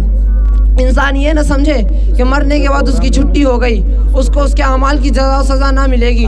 اگر کوئی شخص یہ سوچتا ہے تو وہ بہت غلط سوچتا ہے. وہ بہت بڑے دھوکے اور فریب میں مبتلا ہے، اور اتنا زبردست دھوکہ کہ زندگی میں اس کا کبھی اتنے زبردست دھوکے سے ثابت کرنا پڑا ہوگا. جب آخرت کی زندگی اس کے آنکھوں کے سامنے آ جائے گی تو اس کے آنکھوں سے پردہ ہٹ جائے گا. وہ دیکھے گا جس زندگی کو وہ انکار کر رہا تھا، جس زندگی کا وہ مذاق اڑا رہا تھا، اور وہی زندگی اس کی آنکھوں کے سامنے موجود ہوگی، اور وہ عرصہ محشر میں اپنے اعمال کی پرشش کے لیے دست و بستہ کھڑا نظر آئے گا. بزرگوں، دوستو، انسان کو دوبارہ کیوں کر زندہ کیا جائے گا؟ اس کو اس کے اعمال کی جزا و سزا کیوں دی جائے گی؟ آئیے اس سوال پہ ذرا غور کریں. کیا آپ نے نہیں دیکھا دنیا میں ہر طرح کے لوگ آباد ہیں، ظالم بھی، مظلوم بھی، شریف بھی، شریر بھی، مفسد بھی، مصلح بھی، خدا کو ماننے والے بھی، خدا کا انکار کرنے والے بھی، کیا آپ کی عقل ان تمام لوگوں کے لیے باور کر سکتی ہے کہ سب کا انجام یکساں ہو، ظالم کو ظلم کی سزا نہ ملے، مجرموں کی گرفت نہ ہو، نیک کو نیکی کا بدلہ نہ ملے؟ ظاہر ہے کہ عقل دونوں کے لیے برابر فیصلہ نہیں کر سکتی۔ سورہ قلم میں ہے کہ افنجعل المسلمین کالمجرمین، کیا ایسا ہو سکتا ہے ہم فرما بردار اور نافرمانوں کے ساتھ یکساں برتاؤ کریں؟ لیکن اس دنیا میں ہم دیکھتے ہیں ایک شخص خدا کی نافرمانیاں کرتا ہے، دوسروں پر ظلم ڈھاتا ہے، خدا کے احکام و فرمات کی مسلسل خلاف زدی کرتا رہتا ہے، اس کے باوجود اسے اس دنیا میں کوئی سزا نہیں ملتی، بجائے اس کے زندگی اور چین و آرام سے رہتا ہے۔ دوسری طرف ایک شخص بڑا عابد و زاہد ہے، خدا کے احکام و فرمات پہ چلنے والا ہے، بھائی سنیں، دھیان سے سنیں، خدا کے احکام و فرمات پہ چلنے والا ہے، بڑا نیک اور سیدھا سادہ ہے، ہر شخص اس کی نیکی کی تعریف کرتا ہے، لیکن اس دنیا میں اس کی نیکی، اس کی شرافت، اس کی اطاعت و فرما برداری کی اس کو کوئی جزا نہیں ملتی، بجائے اس کے زندگی بھر پریشان رہتا ہے، نت نئی مصیبتوں میں گرفتار رہتا ہے، کبھی اسے چین سکون نصیب نہیں ہوتا۔ بہت خوب۔ سوچئے عقل کیا کہتی ہے؟ کیا ایسا دن نہیں ہونا چاہیے جس دن ہر ایک کو اس کے اعمال کا خواہ برے ہو یا بھلے پورا بدلہ دیا جائے؟ اس دنیا میں تو اکثر ایسا نہیں ہوتا، اور اگر کسی کو اس کے جزائے سزا مل بھی جائے تو اس کے اعمال کے اعتبار سے بہت کم ہوتی ہے۔ اگر اللہ کے ہاں بھی مجرم، غیر مجرم، مفسد، مصلح ایک ہی کھانے میں رکھے جائے تو یہ سراسر اندھیر نگری ہوگی، حالانکہ ہاں اللہ کے ہاں پورا انصاف ہوگا، ہر ایک کو انصاف ملے گا۔ جناب، آخرت کا دن کھڑے کھوٹے کو الگ کرنے کا دن ہے، ظالم مظلوم میں حد فاصل کھینچنے کا دن ہے، فرما بردار اور نافرمانوں کو محتاج کر دینے کا دن ہے۔ شاباش شاباش شاباش، بس بننا، جزاک اللہ، جزاک اللہ، بہت خوب بہت خوب۔ انشاءاللہ کسی موقع پہ آپ کی پھر تقریر پوری سنیں گے۔ میں محمد قاسم اور نوید سے درخواست کر رہا ہوں اپنا مکالمہ پیش کریں۔ بھائی بچوں سے درخواست ہے، باتیں نہ کریں، ادھر سنیں دھیان سے۔ دیکھو ماشاءاللہ اتنا بڑا مجمع یہاں موجود ہے اور سب بہت دھیان سے سن رہے ہیں، جزاک اللہ، بہت بہت اچھا ماشاءاللہ۔ جن حضرات نے بچوں کو انعامات دیے ہیں ان کے لیے بڑی دعائیں ہیں، اللہ ان کو جزا خیر عطا فرمائے، بہت اچھی بات ہے۔ لے انہیں یہ لے لے، ایک یہ لے لے، ایک وہ لے لے، چل تو وہ لے لے، یہ آ جا، یہ آ جا، یہ آ جا، بچ رہی ہے، ہاں بول بول مائک میں بس۔ السلام علیکم ورحمۃ اللہ وبرکاتہ۔ وعلیکم السلام ورحمۃ اللہ وبرکاتہ۔ قرآن میں لفظ شابدک ارتھ کیا ہے؟ جو بہت پڑھا جائے۔ قرآن سب سے پہلے کہاں نازل ہوا؟ مکہ شہر پاس غار حرا میں نازل ہوا۔ قرآن سب سے پہلے کون سی رات میں نازل ہوا؟ لیلۃ القدر کی رات میں نازل ہوا۔ تسلی سے بولو، تسلی، اسپیڈ سے مت بولو، ہاں جلد بازی نہیں، آرام سے بولو، ٹھیک ہے؟ شاباش۔ قرآن کو کس نے نازل کیا؟ اللہ تعالیٰ نے نازل کیا۔ قرآن کو کس فرشتے کے ذریعے نازل ہوا؟ حضرت جبرائیل علیہ السلام کے ذریعے نازل ہوا۔ قرآن کو کس نبی پر نازل ہوا؟ حضرت محمد صلی اللہ علیہ وسلم پر۔ قرآن کی حفاظت اور ذمہ داری کس نے لی؟ اللہ تعالیٰ نے۔ قرآن کو لینے اور ڈھونڈنے کیا کیا آداب ہے؟ پاک صاف باوجھ ہونا چاہیے۔ کون سی کتاب ہے جو سب سے زیادہ پڑھی جاتی ہے؟ قرآن پاک۔ قرآن کا موضوع کیا ہے؟ انسان۔ قرآن کے مطابق قرآن کے دوسرے کے کیا نام ہے؟ الفرقان، الکتاب، النور، الہدا۔ قرآن میں مکی سورہ کتنی ہے؟ کل 86 مکی سورہ ہے۔ قرآن میں مدنی سورہ کتنی ہے؟ کل 28 مدنی سورہ ہے۔ قرآن میں منزلیں کتنی ہیں؟ کل 7 منزل ہیں۔ قرآن میں پارہ کتنے ہیں؟ 30 پارے ہیں۔ قرآن میں سورہ کتنی ہیں؟ 114۔ قرآن میں رکوع کتنی ہیں؟ 540۔ قرآن میں آیتیں کتنی ہیں؟ 6666۔ قرآن میں اللہ کا نام کتنی بار آیا ہے؟ 2698۔ قرآن میں قسم کی آیتیں کتنی ہیں؟ کل 10 طرح کی آیتیں ہیں۔ سب سے پہلے کون حافظ تھے؟ حضرت محمد صلی اللہ علیہ وسلم۔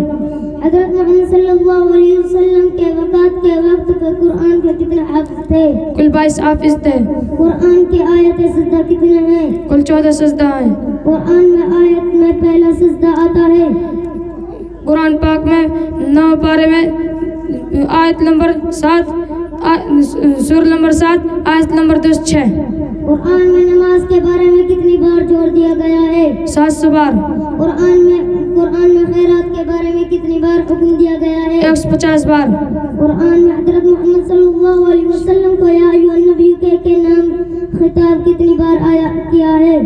محمد کے نام سے 4 بار, احمد کے نام سے کل 5 بار آیا ہے.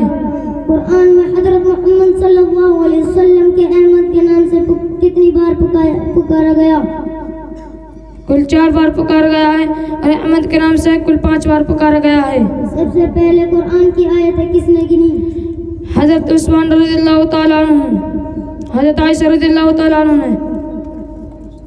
حضرت ابو بکر رضی اللہ تعالیٰ عنہ نے کس کی صلاح سے قرآن مجید کو یکجا کیا؟ حضرت عمر بن فاروق رضی اللہ تعالیٰ عنہ نے. کس کے آدیش سے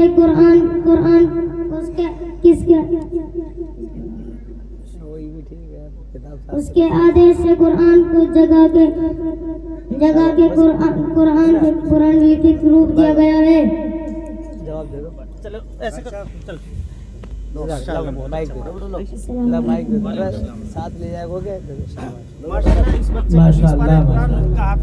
سبحان اللہ سبحان اللہ.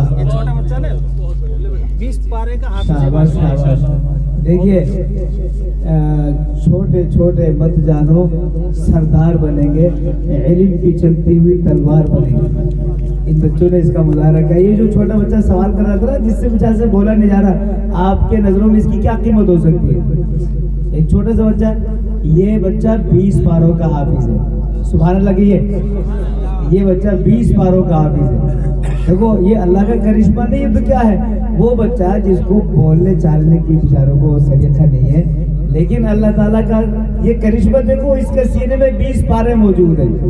واہ واہ سبحان اللہ. اللہ تعالیٰ اس کو حافظ اور قاری اور عالم اور مفتی بنائے, اور اللہ دین کی خدمت کے لیے اس کو قبول فرمائے. یہ سب دیکھو مدرسوں کی محنتوں کا نتیجہ ہے. میں تقریر کے لیے, کیا نام آپ کا؟ اظفر. ماشاء اللہ. اظفر سے درخواست کروں اپنے تقریر مختصر سے کر دینا. شاباش. نحمده ونصلي على رسوله الكريم. نعمان ادھر آ جاؤ. أما بعد فأعوذ بالله من الشيطان الرجيم. بسم الله الرحمن الرحيم. يا أيها الذين آمنوا لا تتبعوا خطوات الشيطان ومن يتبع خطوات الشيطان فإنه يأمر بالفحشاء والمنكر. صدق الله العظيم.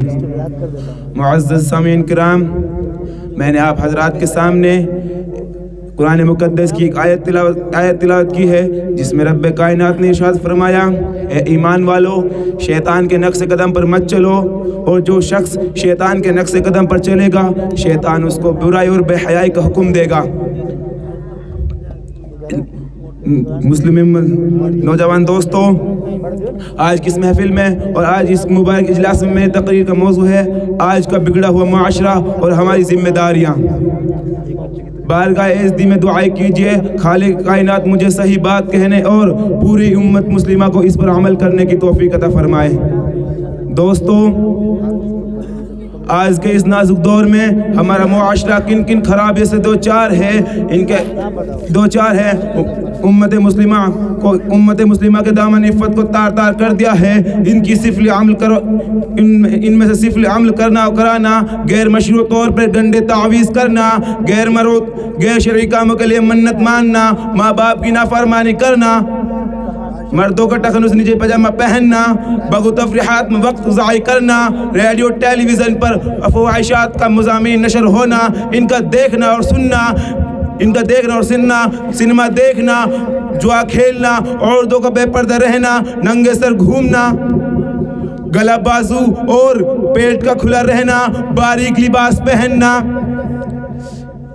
شوہر کی امانت میں خیانت ڈالنا, نوجوان لڑکیوں اور لڑکوں کا کالج میں مخلوط تعلیم حاصل کرنا, سود لینا اور دینا, رشوت لینا اور دینا, غیبت کرنا اور سننا, تصاویر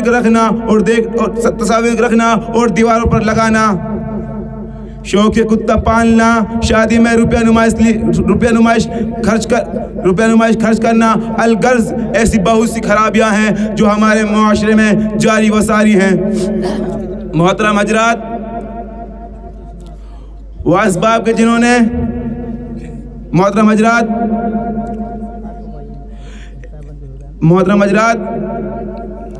وآخر دعوانا الحمدللہ رب العالمین. شاباش شاباش شاباش.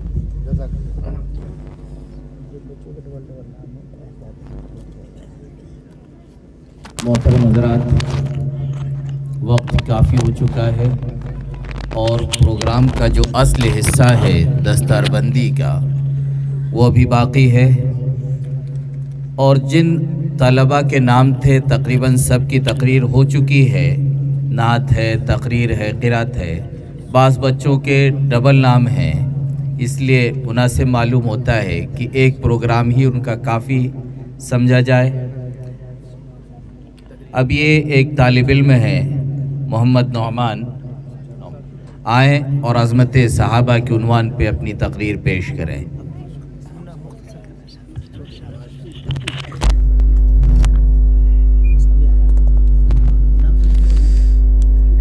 السلام علیکم ورحمۃ اللہ وبرکاتہ.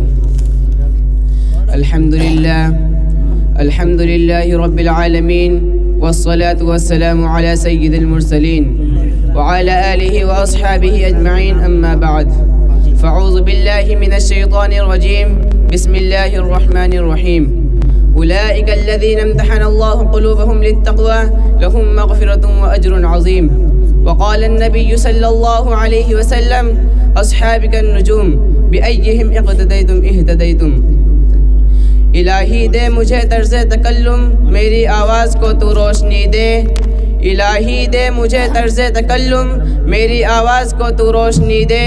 مجھے افکار صالح کر عطا تو، میری تحریر کو تو روشنی دے. لائق صدر احترام معجز سامعین، آج کے اس باوقار جلسے میں ان اصحاب خیر کا تذکرہ ہوگا جن کے بارے میں اللہ جل جلالہ عم نوالہ نے ارشاد فرمایا، یہ وہ لوگ ہیں جن کے دلوں کو اللہ پاک نے تقوی کے لیے خالص کر دیا. ان کے لیے مغفرت کا اعلان اور اجر عظیم ہے.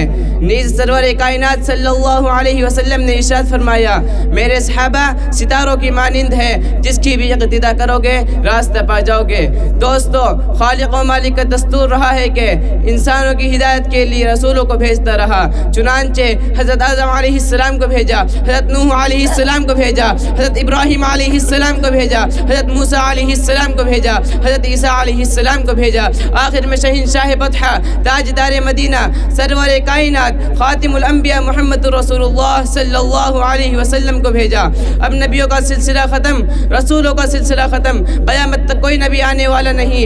یہ دین آخری دین ہے، یہ شریعت آخری شریعت ہے، یہ مذہب آخری مذہب ہے. یہی وجہ ہے کہ اللہ پاک نے آپ صلی اللہ علیہ وسلم کو صحابہ کی وہ پاکیزہ اور مقدس جماعت عطا فرمائی کہ جس نے مذہب اسلام کو زندہ کرنے اور پھیلانے میں تن من دھن کی بازی لگا دی. چنانچہ تاریخ شاہد ہے کہ ان سچے جانثاروں نے دین اسلام کی خاطر وہ قربانی پیش کی جس کی نظیر پیش کرنے سے عالم انسانیت تہید آمد اور خالی ہے. یہی صحابہ ہے جنہوں نے حکم خداوندی اور پیغام محمدی کو عام کرنے کے لیے گردنیں کٹا دی، عورتوں کو بیوہ، بچوں کو یتیم کر دیا. محترم حضرات، صحابہ کرام کی جماعت وہ جماعت ہے جس کو رب کائنات نے درسگاہ نبوت کے لیے منتخب فرمایا. ہادی اعظم صلی اللہ علیہ وسلم کو ان کا معلم بنایا اور کتاب ہدایت قرآن پاک عطا فرمائی. علام الغیوب نے خود ان کا امتحان لیا. صحابہ کا یہ مقدس گروہ امتحان میں پورا اترا. خداوند قدوس نے انعام میں رضی اللہ عنہم رضوا عنہ کا مستثنایا.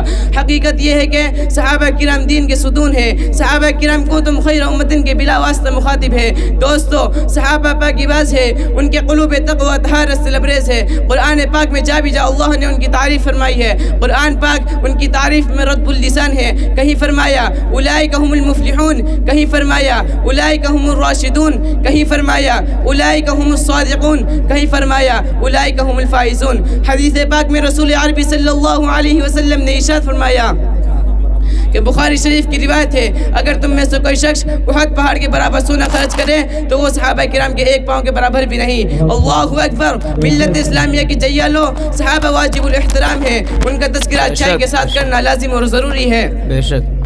یہ وہ صحابہ ہیں جنہوں نے دین اسلام کے لیے زندگی وقف کر دی تھی. یہ وہ صحابہ ہیں جنہوں نے آفتاب ہدایت سے بلا واسطہ نور حاصل کیا تھا. یہ وہ صحابہ ہیں جنہوں نے ہمیشہ دنیا پر آخرت کو ترجیح دی. یہ وہ صحابہ ہیں جنہیں خوف خدا کا سرمایہ حاصل تھا. یہ وہ صحابہ ہیں جنہوں نے گھر بار چھوڑ کر رضا حق کو اپنی زندگی بنائی. یہ وہ صحابہ ہیں جو حق و صداقت کا مجسم نمونہ تھا. یہ وہ صحابہ ہیں جو سربکف مجاہد تھے. یہ وہ صحابہ ہیں جنہوں نے نئی نویلی دلہن کو چھوڑ کر صدائے جہاد پر لبیک کہا. یہ وہ صحابہ ہیں جن کی لاش کو فرشتوں نے غسل دیا. یہ وہ صحابہ ہیں جو موت سے نہیں بلکہ موت ان سے ڈرتی تھی. یہ وہ صحابہ ہیں جن کو سمندروں نے رستہ دیا. یہ وہ صحابہ ہیں جن کو شیر نے سواری دی. یہی وجہ ہے کہ دربار رسالے سے ان کو اصحابی کا نجوم کا مزدہ ملا. قرآن نے ان کی تعریف کی, اللہ نے ان کی تعریف کی, رسول نے ان کی تعریف کی. مگر اے مذہب اسلام کے مت والو, آج سے 1400 سال پہلے ہی خاتم الانبیاء محمد رسول اللہ صلی اللہ علیہ وسلم نے ارشاد فرما دیا کہ میری امت 73 فرقوں میں تقسیم ہوگی. ہر فرقہ ناری اور جہنمی ہوگا, مگر ایک فرقہ نجات پانے والا ہوگا. نجات پانے والا فرقہ وہ ہوگا جو میرے اور میرے صحابہ کے نقش قدم پر گامزن ہو. شاباش شاباش. دور حاضر کی نگاہوں نے دیکھ لیا کہ محسن انسانیت حضور پاک صلی اللہ علیہ وسلم کی یہ پیشین گوئی حرف بحرف بلا ریب صادق ہوئی. کوئی تقلید کے عدم جواز کا قائل ہے تو کوئی عظمت انبیاء پر ناپاک حملے کر رہا ہے. کوئی حدیث کا منکر ہے تو کوئی قرآن پاک کی تحریف کا قائل ہے. کوئی رسول خدا صلی اللہ علیہ وسلم کے بارے میں حاضر و ناظر اور مختار قل ہونے کا عقیدہ تراشے ہوئے ہے تو کوئی ختم نبوت کا منکر ہے. دوستو, رونے کا مقام ہے. ہمارے ملک ہندوستان میں ایک جماعت اور ایک فرقہ وہ ہے جو صحابہ کرام پر کیچڑ اچھالتا ہے. صحابہ کرام کی دامن عفت کو داغدار بنایا جا رہا ہے. صحابہ کی تقدس کو پامال کر رہے ہیں. لٹریے سے تیار ہو رہا ہے. شب و روز محنت جاری ہے. افسوس صد افسوس, صحابہ کے فضائل نظر نہیں آتے, محاسن نظر نہیں آتے. کسی نے سچ کہا ہے, آنکھیں اگر ہو بند تو دن بھی رات ہے. آنکھیں اگر ہو بند تو دن بھی رات ہے, اس میں بھلا قصور کیا آفتاب کا. کہیں حضرت عثمان غنی رضی اللہ عنہ کی عزت کو داغدار بنایا جاتا ہے. وہ عثمان غنی رضی اللہ عنہ جو صحابی رسول تھے, خلیفہ رسول تھے. وہ عثمان رضی اللہ عنہ کے بیعت رضوان میں خود آقا دو جہاں صلی اللہ علیہ وسلم نے اپنا ہاتھ ان کا ہاتھ قرار دیا. کہیں حضرت علی رضی اللہ عنہ کی عزت کو داغدار بنایا جاتا ہے. وہ علی جو صحابی رسول تھے, خلیفہ رسول تھے, داماد رسول تھے. بس منا, بس شاباش, بس منا, شاباش. کہیں حضرت وآخر دعوانا الحمدللہ رب العالمین. منا, آپ کی تقریر سننے کا لائق ہے, تبے چاہ رہی تھی وہ خوب سنو, 2 بار سنو, لیکن بیٹا آج مسئلہ تھوڑا وقت کا ایسا ہی ہے. جزاک اللہ. میرے بھائیوں, ان بچوں نے بڑی اچھی تیاری کی ہے. میں ان سب بچوں کے لیے شاباشی کے ساتھ دعائی بھی دینا چاہتا ہوں. اللہ ان کو خوب ترقی عطا فرمائے. لو منا اپنے انعام لے لو.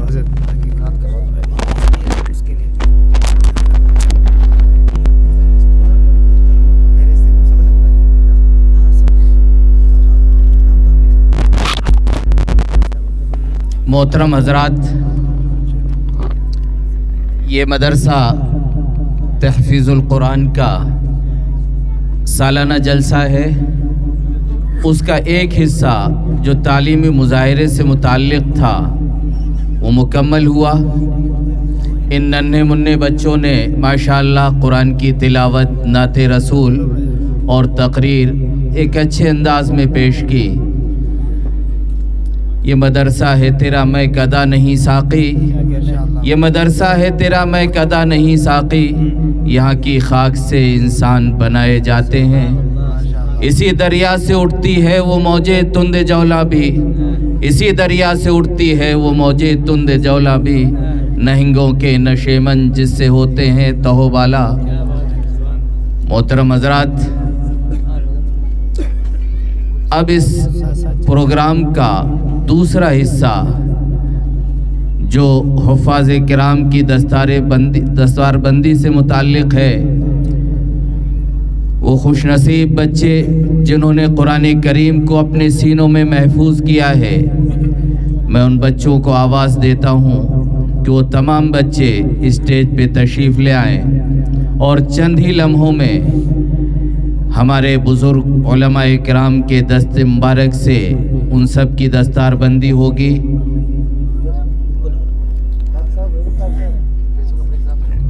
محترم حضرات, آپ جانتے ہیں کہ قرآن کریم کتاب ہدایت بھی ہے, دستور زندگی بھی. یہ وہ کتاب ہے جو پوری انسانیت کی رہنمائی کے لیے اللہ تعالیٰ نے محمد عربی صلی اللہ علیہ وسلم پہ نازل فرمایا۔ اس کتاب کا دیکھنا بھی ثواب ہے، اس کی تلاوت بھی ثواب ہے، اس میں غور و خوض کرنا اور اس کے معنی و مفہوم کے ساتھ پڑھنا بھی ثواب ہے۔ یہ ننھے منھے بچے ہیں جنہوں نے قرآن کریم کی تکمیل کی ہے۔ بچے اسٹیج پہ آ جائیں اوپر۔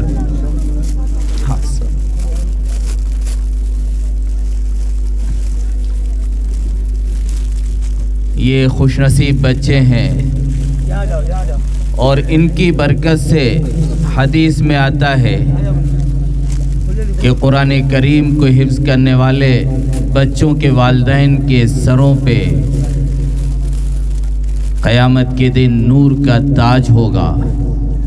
اللہ تعالیٰ ان کو نور کا تاج پہنائے گا، جو اس بات کی طرف اشارہ ہے کہ اللہ ان کے والدین کو نور کا تاج جب پہنا دے گا تو ان کی جنت یقینی ہے۔ میں درخواست کروں گا اسٹیج پہ تشریف فرما صدر محترم مولانا محمد ادریس صاحب سے کہ اپنے دست مبارک سے ان کی دستار بندی فرمائیں۔ مہمان خصوصی جامعۃ الہدایہ کے موقر استاذ مولانا محمد عارف صاحب ندوی، مولانا سمیر الدین صاحب اور جناب محترم قاری ارشد صاحب سے کہ ان بچوں کی دستار بندی فرما کر ان کی حوصلہ افزائی فرمائیں، اور آپ حضرات ان بچوں کے لیے دعا فرماتے رہیں۔ قرآن کی یہ عظیم دولت اللہ نے ان بچوں کو دی ہے، جو ان کے لیے بھی آخرت میں کامیابی کا ذریعہ ہے، ان کے والدین کے لیے بھی، اور سب سے زیادہ ان بچوں کے ساتھ ساتھ ان بچوں کے استاذ بھی مبارکباد کے مستحق ہیں، جنہوں نے صبح سے شام تک بیٹھ کر ان بچوں پہ محنت کی اور ان کو قرآن کریم یاد کرایا۔ اسی طریقے پہ مدرسہ تحفظ القرآن کے ذمہ دار مولانا جابر صاحب، ان کی مدرسے کی کمیٹی، محلے کے وہ افراد جو بھی اس مدرسے کا جو حضرات تعاون کرتے ہیں، مالی تعاون ہو یا دعاؤں کے ذریعے ہو، تمام لوگ شکریہ کے اور مبارکبادی کے مستحق ہیں۔ اللہ ان تمام بچوں کو حافظ قرآن بنانے کے ساتھ ساتھ عالم دین بھی بنائے، اور اللہ ان کو قرآن کی تلاوت کرنے والا بنائے۔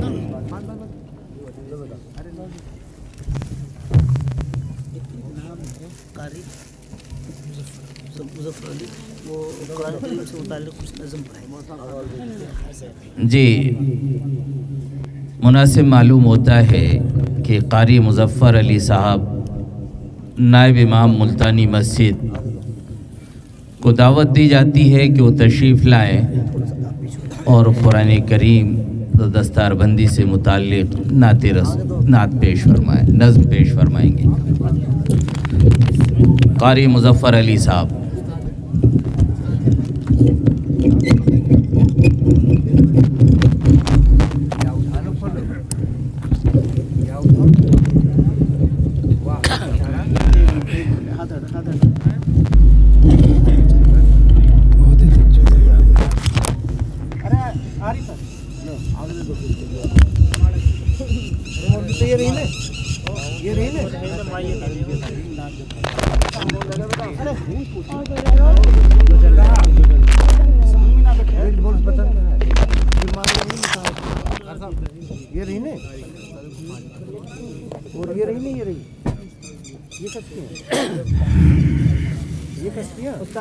السلام علیکم ورحمۃ اللہ وبرکاتہ۔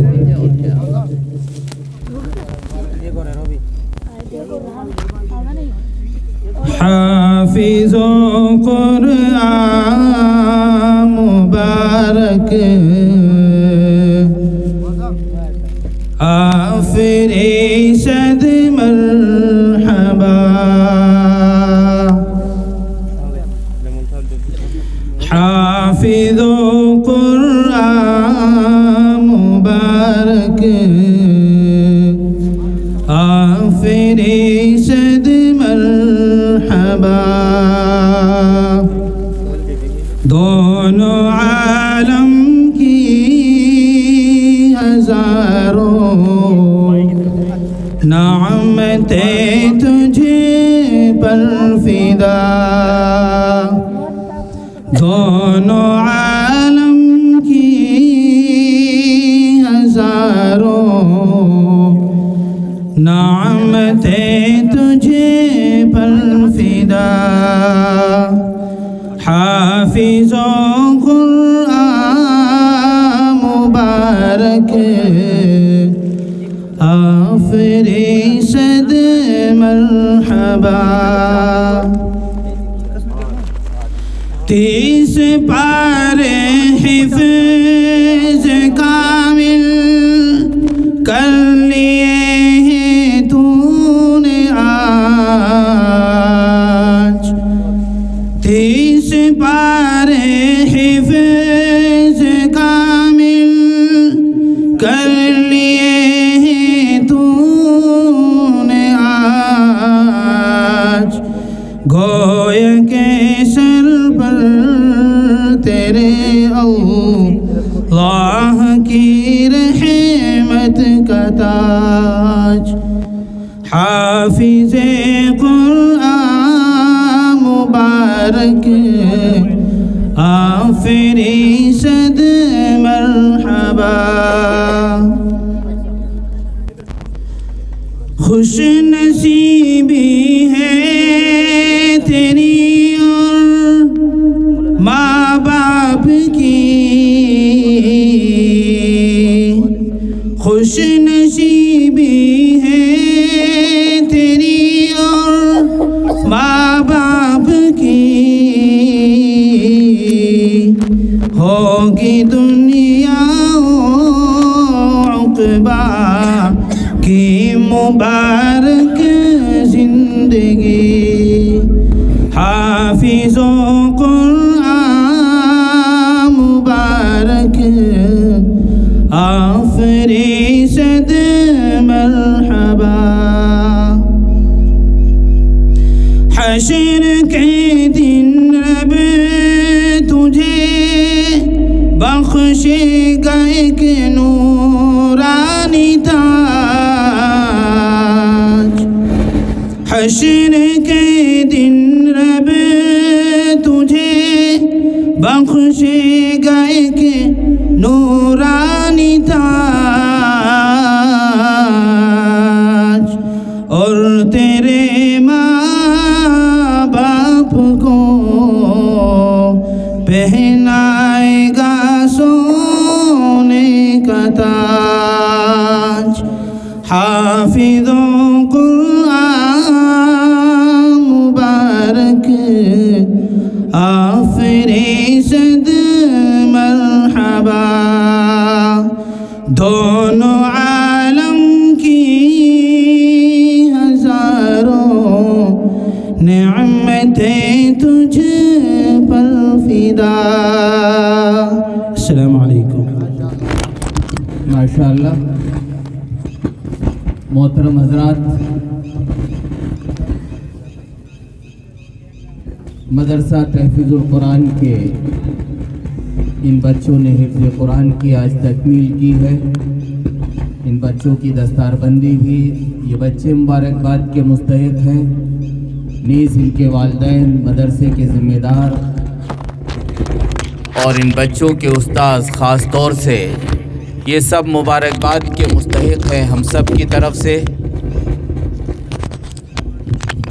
اس کے بعد مہمان خصوصی کا مختصر خطاب ہوگا اور خطاب کے بعد صدر محترم کی دعا پہ اس جلسے کا اختتام ہوگا۔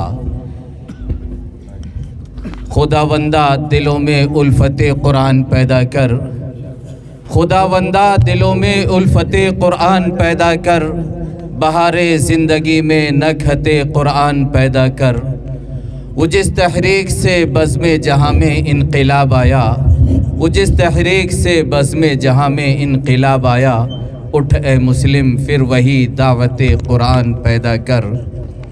اس کے بعد جامعۃ الہدایہ کے سینئر استاذ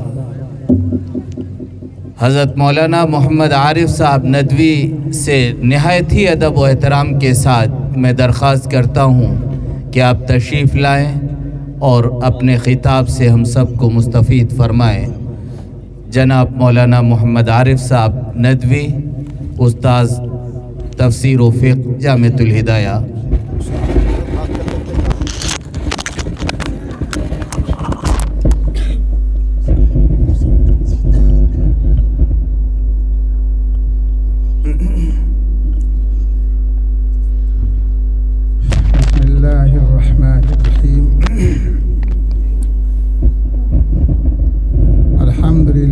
رب العالمين والصلاة والسلام على سيد الأنبياء والمرسلين محمد وعلى آله وأصحابه أجمعين وبارك وسلم تسليما كثيرا كثيرا۔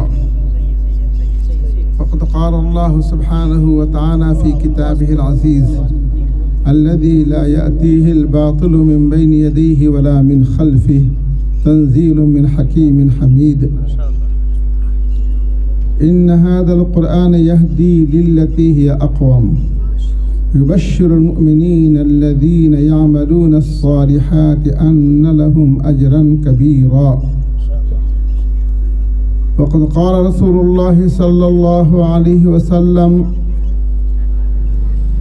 خيركم من تعلم القرآن وعلمه۔ صدق الله العظيم وصدق رسوله النبي الكريم، ونحن على ذلك من الشاهدين والشاكرين، والحمد لله رب العالمين، والصلاة والسلام على رسوله محمد وعلى آله وأصحابه أجمعين۔ حضرات گرامی،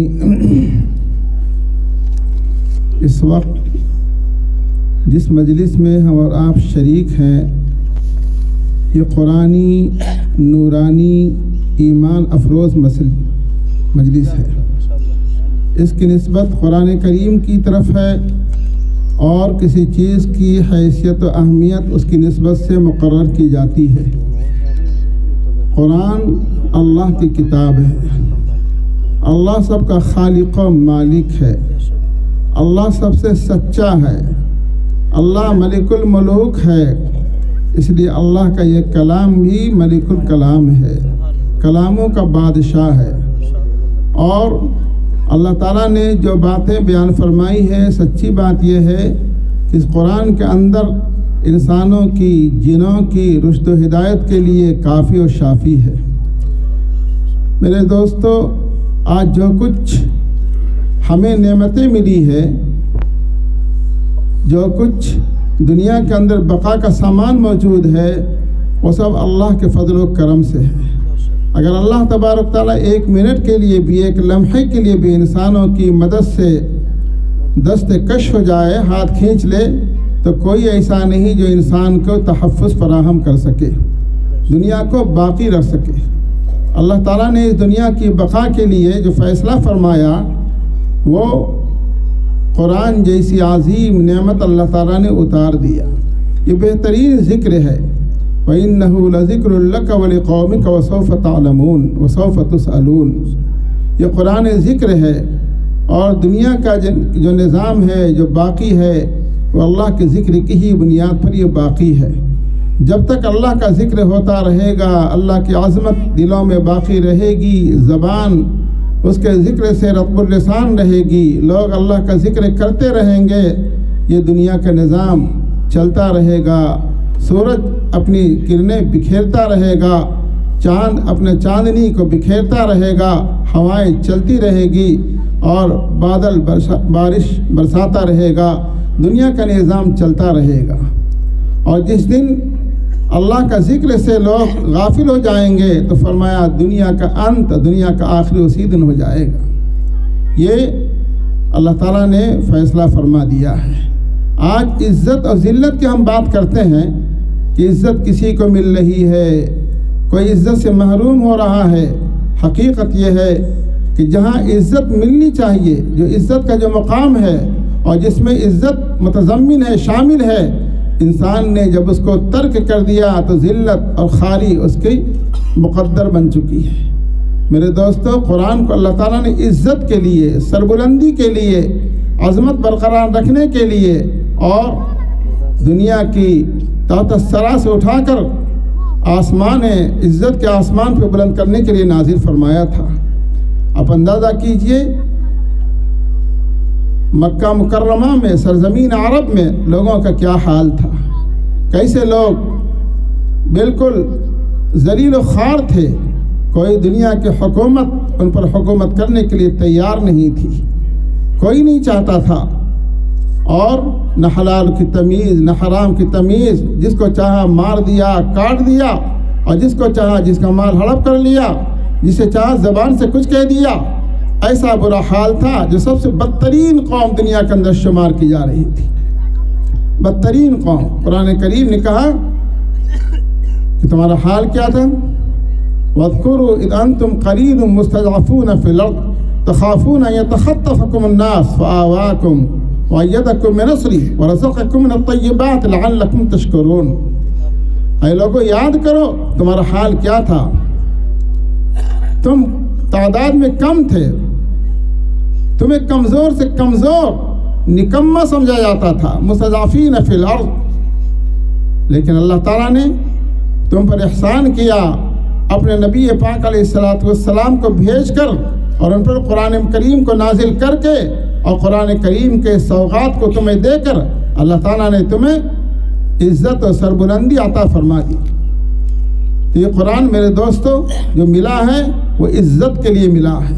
قرآن کے اللہ نے خود فرمایا کہ ان ھذا القرآن یہدی للتی ہی اقوم، یہ قرآن ایسے طریقوں کی طرف رہنمائی کرتا ہے، ایسا درس دیتا ہے، ایسا سبق دیتا ہے، ایسے تعلیم تمہیں دیتا ہے کہ جن پر تم اگر عمل کرو گے عزت و سربلندی تمہارے قدم چومے گی۔ آج جو کہ ذلت و خواری ہے میرے دوستوں، ہم لوگ طرح طرح کے مختلف قسم کی باتیں کرتے ہیں کہ بھائی تعلیم کا فقدان ہے، مسلمانوں کے پاس مال نہیں ہے، مسلمان بے تہذیب ہیں، اور کسی کی نہیں مختلف باتیں ہیں۔ یہ قربان جائیے، ابھی آپ کے بچوں نے بھی جو پروگرام پیش کیا ہے اس کے اندر کیا وَأَنْتُمُ الْأَعْلَوْنَ إِن كُنتُم مُؤْمِنِينَ، قرآن کہتا ہے تم بلند رہو گے، ہر اعتبار سے بلند، حکومت تمہاری رہے گی، عزت تمہاری کی جائے گی، عظمت تمہاری تسلیم کی جائے گی، لوگ تم کے آنکھوں میں نہیں بلکہ دلوں میں اور پلکوں میں بٹھائیں گے، کب؟ جب تم قرآن پر عمل کرو گے۔ اللہ تعالیٰ نے خود قرآن مجید کے اندر فرمایا کیا بات ہے، لوگ بعض چیزوں پر ایمان لاتے ہیں، بعض چیزوں پر عمل کرتے ہیں اور چیزوں کو ترک کر دیتے ہیں۔ قرآن کریم کے اندر اللہ تعالیٰ نے فرمایا افتؤمنون ببعض الکتاب وتکفرون ببعض فما جزاء من يفعل ذلك منكم الا خزي في الحياة الدنيا ويوم القيامة يردون الى اشد العذاب وما الله بغافل عما تعملون۔ قرآن کریم نے ایک واقعہ پیش کیا ہے، اس کے بعد یہ پیش کیا کہ لوگوں قرآن کے بعض چیزوں کو تم مانتے ہو اور بعض چیزوں کو تم ترک کر دیتے ہو۔ بس نماز پڑھیں گے صاحب، مسجد میں اولا نماز ہی کتنے پڑھتے ہیں؟ چلیے نماز کا اہتمام کر لیا، آپ نے چاشت بھی پڑھ لیا، تہجد بھی پڑھ لیا، اوابین کا بھی اہتمام کر لیا، 5 وقتہ نمازوں کے ساتھ سب کچھ کر لیا آپ نے، بہت اچھی بات ہے۔ نماز تو سب سے دین کے اندر کہا گیا راس سر کی حیثیت نماز کی، لیکن کیا سر کو اگر صرف الگ کر لیا جائے، دھڑ کو الگ کر لیا جائے تو اس کی بقا ہے؟ نہیں ہو سکتی۔ تو نمازوں کے اہتمام بہت اچھا کر لیا آپ نے۔ چلیے صاحب گھر میں اور بھی دیگر چیزیں کر لی، لیکن آپ کے معاملات صحیح نہیں، آپ کی معاشرت غیر قرآنی ہو، آپ کا شادی بیاہ غیر قرآنی ہو، آپ کا لین دین غیر قرآنی ہو، آپ کے بچوں کے تعلیم و تعلم غیر قرآنی ہو، آپ کی تربیت و تہذیب و تمدن غیر قرآنی ہو، تو قرآن نے فرمایا افتؤمنون بما، اللہ فرما رہا افتؤمنون، اے لوگو سوال کرتا ہے، عربی داں جانتے ہیں اللہ کس اعتبار سے اپنے جلالت و جبروت کے ساتھ فرما رہا ہے افتؤمنون ببعض الکتاب، اے لوگو کیا ہو گیا ہے کہ کتاب کے بعض چیزوں کو تم مانتے ہو، وتکفرون ببعض، اور بعض چیزوں کو ترک کر دیتے ہو۔ شادی اللہ کے رسول صلی اللہ علیہ وسلم کا اللہ تعالیٰ نے مکمل سیرت دے کر کے، مکمل تہذیب و تمدن دے کر کے بھیجا۔ آپ نے فرمایا کوئی ایسی چیز نہیں بتائی کہ جو بتانے سے رہ گئی ہو، شکم مادر سے لے کر کے شکم قبر تک کہ انسان کو جتنی ضروریات و مبادیات و حاجات پیش آ سکتی ہیں آقا نامدار مدینے کے تاجدار محمد رسول اللہ صلی اللہ علیہ وسلم نے ان کو کر کے بتایا اور کہہ کے بتایا.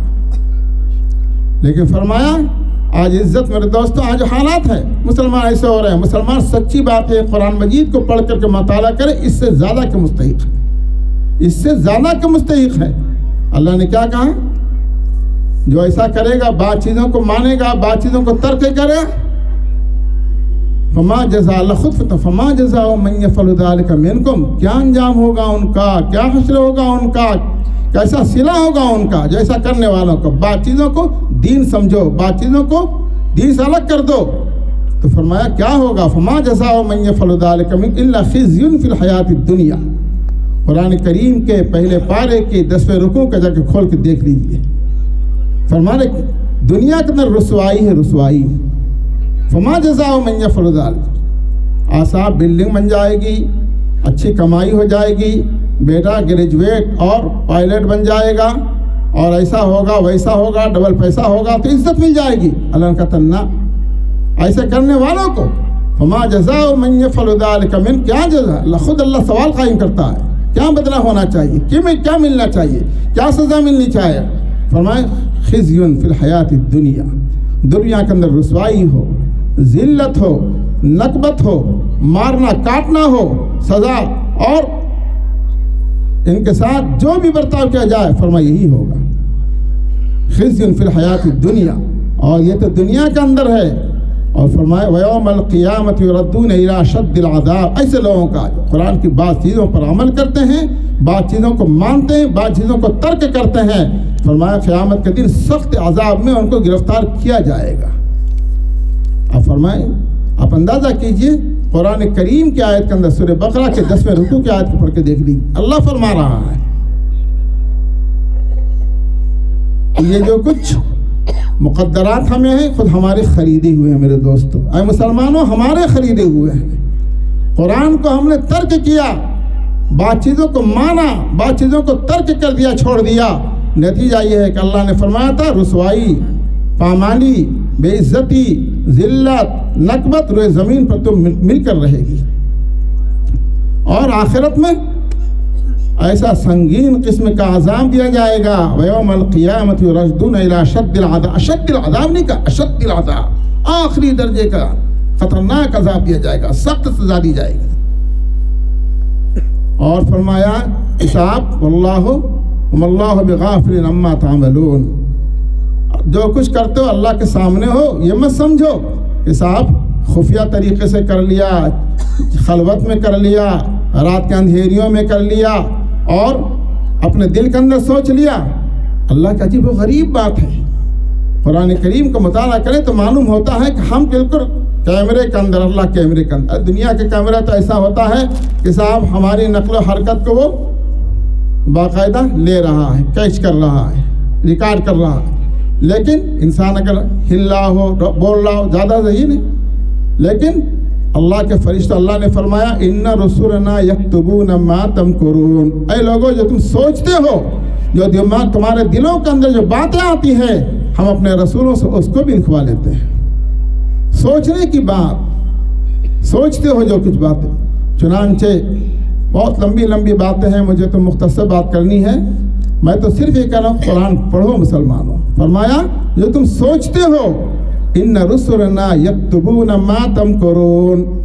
یہ حافظوں کے قافلے یہ جانتے ہیں کہ قرآن کریم کے کس بارے میں اللہ تعالیٰ نے ہمیں پیغام دیا ہے. اے لوگوں بچ کے رہو, سوچ کے چلو.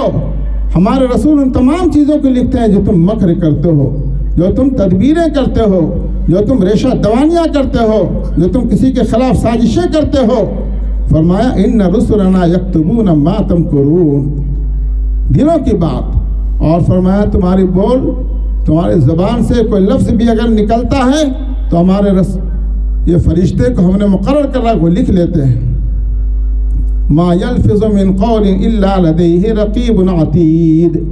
کوئی لفظ تمہارا نہیں نکلتا تمہارے منہ سے مگر ایک فرشتہ ہے بیٹھا ہوا فوراً کے خط سے لکھ لیا. یہ بول کا بھی ہو گیا اور دلوں کی بات بھی ہو گئی. چلیے صاحب, اور جو عمل کرتے رہتے ہیں مثلا کسی کو ہاتھ سے کسی کو اور مختلف چیزوں سے फरमाया कुरान करीम के अंदर, इन्ना कुन्ना नस्तंसिखु मा कुंतुम तामलून, ऐ लोगों हम तमाम चीज़ों को लिखवा लेते हैं जो तुम अमल करते हो, जो अमल करते हो। तो हम लोग ऐसे अल्लाह के कैमरे में बंद हैं, कोई चीज़ हम वला यख्फा अल्लाह, अल्लाह पर कोई मख्फी नहीं है। वमा यख्फा अल्लाह मिन शैइन फिल अर्द वला फिस समा। तो कुरान करीम इज़्ज़त के लिए मिला था हमें दोस्तों, इज़्ज़त। सहाबा किराम कैसे ज़लील व ख़ार लोग थे, लेकिन अल्लाह ने अल्लाह की किताब पर जब उनका ईमान हुआ, जब कुरान पर ईमान लाए, कुरान को अपनी ज़िंदगी का जुज़ बना लिया, चलता फिरता कुरान बन गए, हाल ये हो गया उनसे ज़्यादा दुनिया में किसी की इज़्ज़त नहीं है, उनसे ज़्यादा दुनिया में किसी की कोई हैसियत नहीं है। एक सहाबी ने अगर कोई बात कह दी, हम कहते हैं सहाबा का मसला ये है, सहाबी रसूल ने ये बात फरमाई है।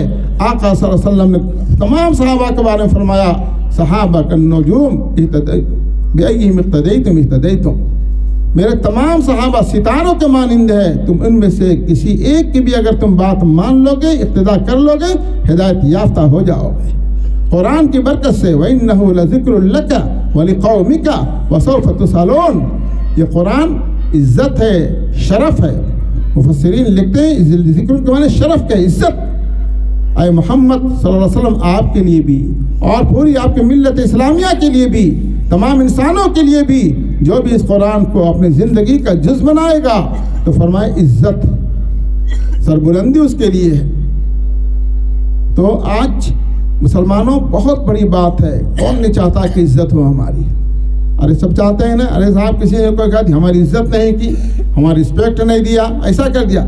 लेकिन सच्ची बात यह है कि ज़िल्लत और नकबत, गैरों का अल्लाह ताला ने जो मुसल्लत किया है कुरान के तर्क करने की वजह से, कुरानी हिदायत को न मानने की वजह से, और बात चीज़ों को मानते हैं। साहब लिबास हो तो बहुत अच्छा है साहब, दाढ़ी भी हो, टोपी भी हो, और दिल मुसलमान न हो, लिबास मुसलमान न हो। कहा ना अल्लामा इक़बाल ने, पहनावा जो है क्या है यहूदियों का हो, तरीक़ा शादी ब्याह में गैरों का हो। तो क्या है साहब, अंदाज़ा कीजिए, सबको खुश रखो लेकिन अल्लाह नाखुश हो रहा है, कहाँ से इज्जत मिलेगी? हमारे नबी ने तो एक एक चीज़ करके मुझे दिखा दिया हम सबको। तो मेरे दोस्तों, ये कुरान जो अल्लाह ताला ने उतारा है, इज़्ज़त और सरबुलंदी के लिए उतारा है। अगर इसको अपनी ज़िंदगी में लाएंगे, इज़्ज़त और सरबुलंदी मिलकर रहेगी।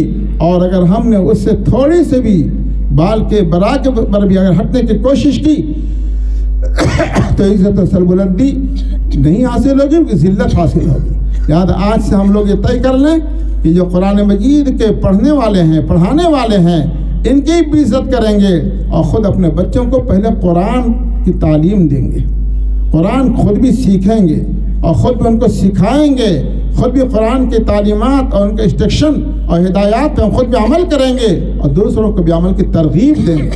जब तक दुनिया में ये निज़ाम चलता रहेगा, इज़्ज़त और सरबुलंदी मिलती रहेगी। और जिस दिन हम नाम ले तरके सब कुछ कर लीजिए आप, लेकिन कुरान के अगर खिलाफ हुआ तो मेरे दोस्तों इज़्ज़त नाम की कोई चीज़ आपको नहीं मिलेगी। लिहाजा हमारे उलमा और ये हुफ़ाज़ किराम जिन्होंने कुरान मजीद पर मेहनत की, इनके बारे में तबरानी की एक रवायत है, आक़ाए मदनी नबी पाक अलैहिस्सलातु वस्सलाम ने फरमाया, मन क़रा अल कुरान व अमिल बिही फ़इन्नहु अदरज नबुव्वत बैन जंबैहि गैर अन्नहु ला युहा इलैहि।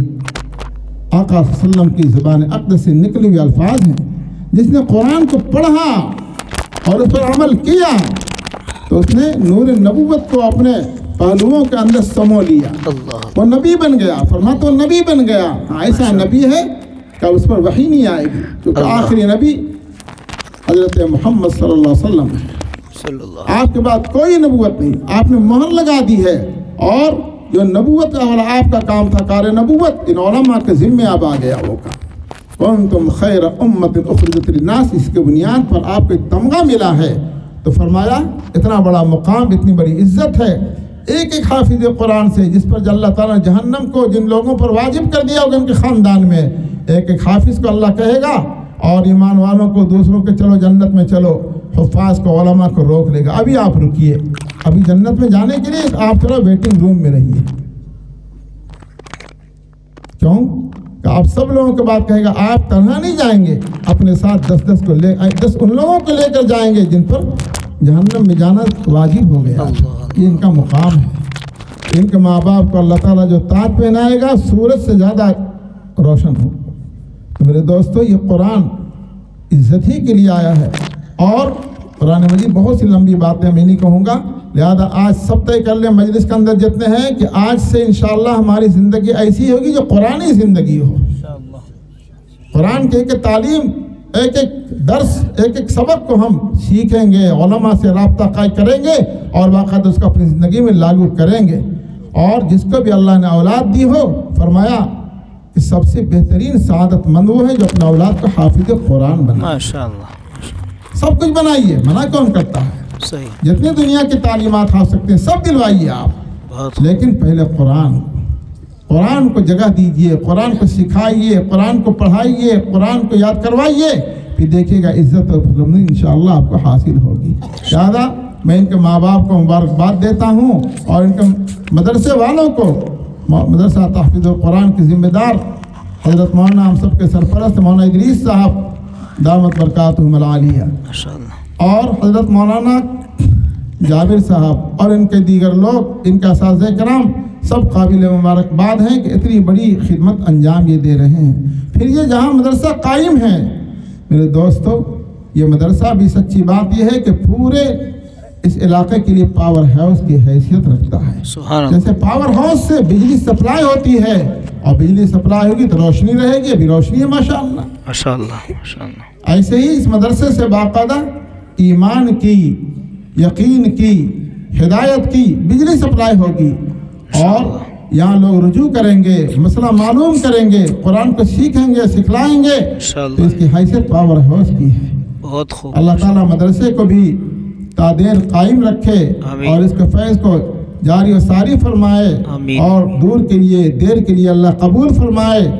اسی طریقے سے میں تمام لوگوں کو باقاعدہ مبارکباد دیتا ہوں، اور اس قسم کے پروگرام یقیناً ہوتے رہنا چاہیے، اور مدرسوں کو زیادہ سے زیادہ بچوں کو دامے، درمے، سخنے ہر طرح مدد کیجیے۔ مدد کریں گے تو انشاءاللہ اللہ تعالیٰ اس کا بدلہ آپ کو بھی دے گا، اور یہاں سے زیادہ وہاں دے گا آپ کو۔ کریں گے انشاءاللہ۔ اس کے بعد رات کافی لمبی ہو چکی ہے، اور ضروری باتیں ہمارے طلباء نے اپنی تقریروں میں پیش کر دی ہے۔ بس یہی بات ہے کہ قرآن کو اپنی زندگی میں اتاریے اور لائیے اور سیکھیے۔ اللہ تعالیٰ کہنے سننے زیادہ عمل کی توفیق عطا فرمائے۔ وآخر دعوانا الحمدللہ رب العالمین۔ اور کچھ اس کے علاوہ والد صاحب دعا کرا دو گے آپ؟ ہاں دعا کر دو۔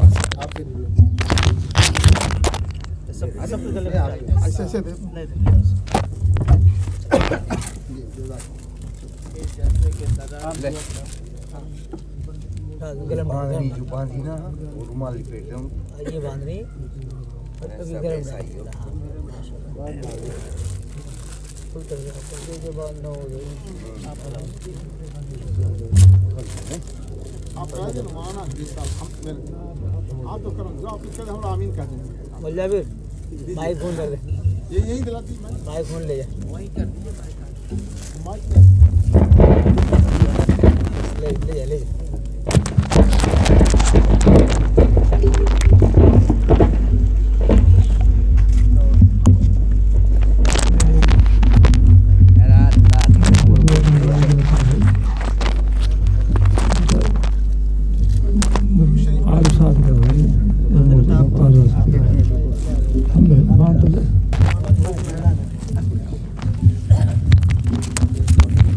درود شریف پڑھ لیں۔ اللہم صلی علی محمد وعلی آل محمد کما صلیت علی ابراہیم وعلی آل ابراہیم انک حمید مجید۔ اللہم بارک علی محمد وعلی آل محمد کما بارکت علی ابراہیم وعلی آل ابراہیم انک حمید مجید۔ اللہم ان عبادک ابناء عبادک ابناء امائک نواصینا بیدک ماض فینا حکمک عدل فينا قضاؤك اللهم إنا نسألك بكل اسم هو لك سميت به نفسك وأنزلته في كتابك أو علمته أحدا من خلقك أو استأثرت به في علم الغيب عندك أن تجعل القرآن العظيم ربيع قلوبنا ونور صدورنا وجلاء أحزاننا وذهاب همومنا. اللهم آنس وحشتنا في قبورنا. اللهم ارحمنا بالقرآن العظيم واجعله لنا إماما ونورا وهدى ورحمة. اللهم ذكرنا منه ما نسينا وعلمنا منه ما جهلنا وارزقنا تلاوته آناء الليل وآناء النهار واجعله لنا حجة يا رب العالمين. اللهم اهدنا الصراط المستقيم واجعلنا من عبادك الراشدين واجعلنا من عبادك الدعاة الصالحين المخلصين واجعلنا من عبادك المتقين المحسنين واجعلنا من عبادك الذين أنعمت عليهم غير المغضوب عليهم ولا الضالين واجعلنا من عبادك الذين لا خوف عليهم ولا هم يحزنون.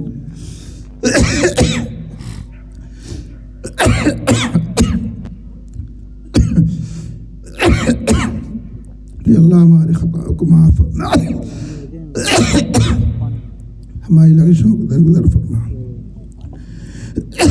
اے اللہ یا اول الاولین یا آخر الآخرین یا راحم المساکین یا ذا القوة المتین یا اکرم الاکرمین یا مجیب الداعین یا ارحم الراحمین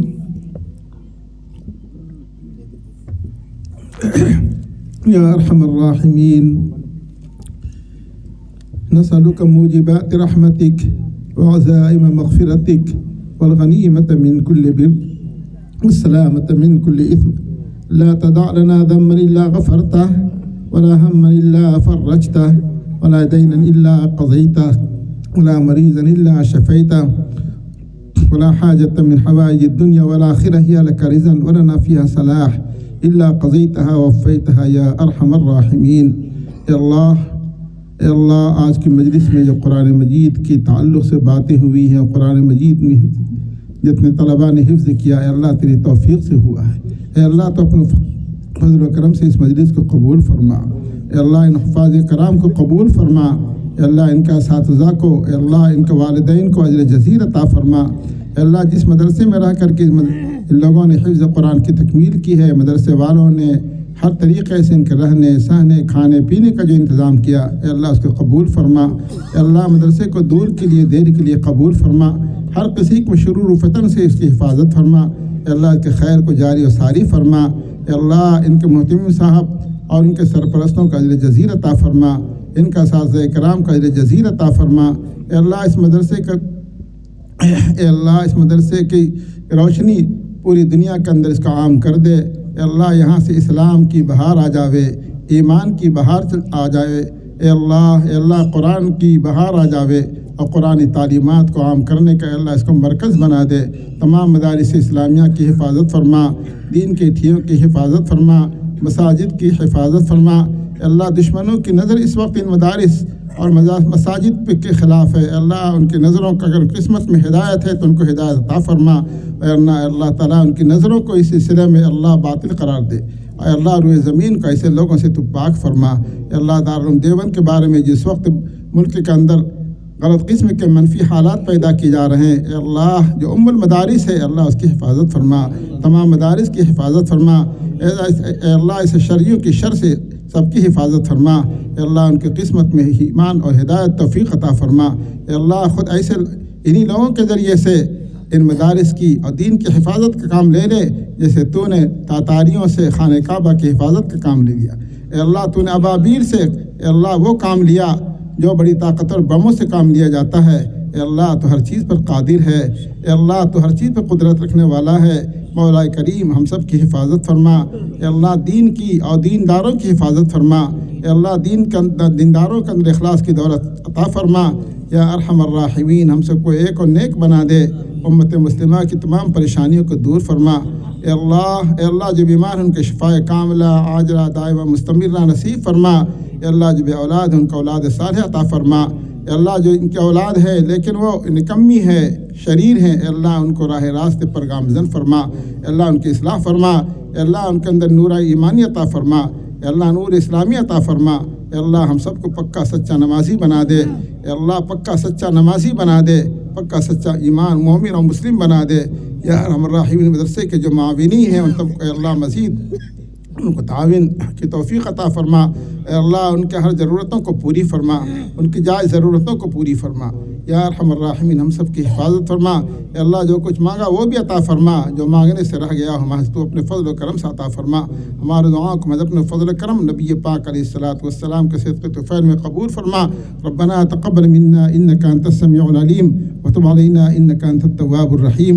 सल्लल्लाहु तआला अला खैरि खल्क़िही मुहम्मदिन व अला आलिही व अस्हाबिही व अज़वाजिही व ज़ुर्रिय्यातिही व आलि बैति अजमईन बिरहमतिका या अरहमर राहिमीन। ला इलाहा इल्लल्लाह।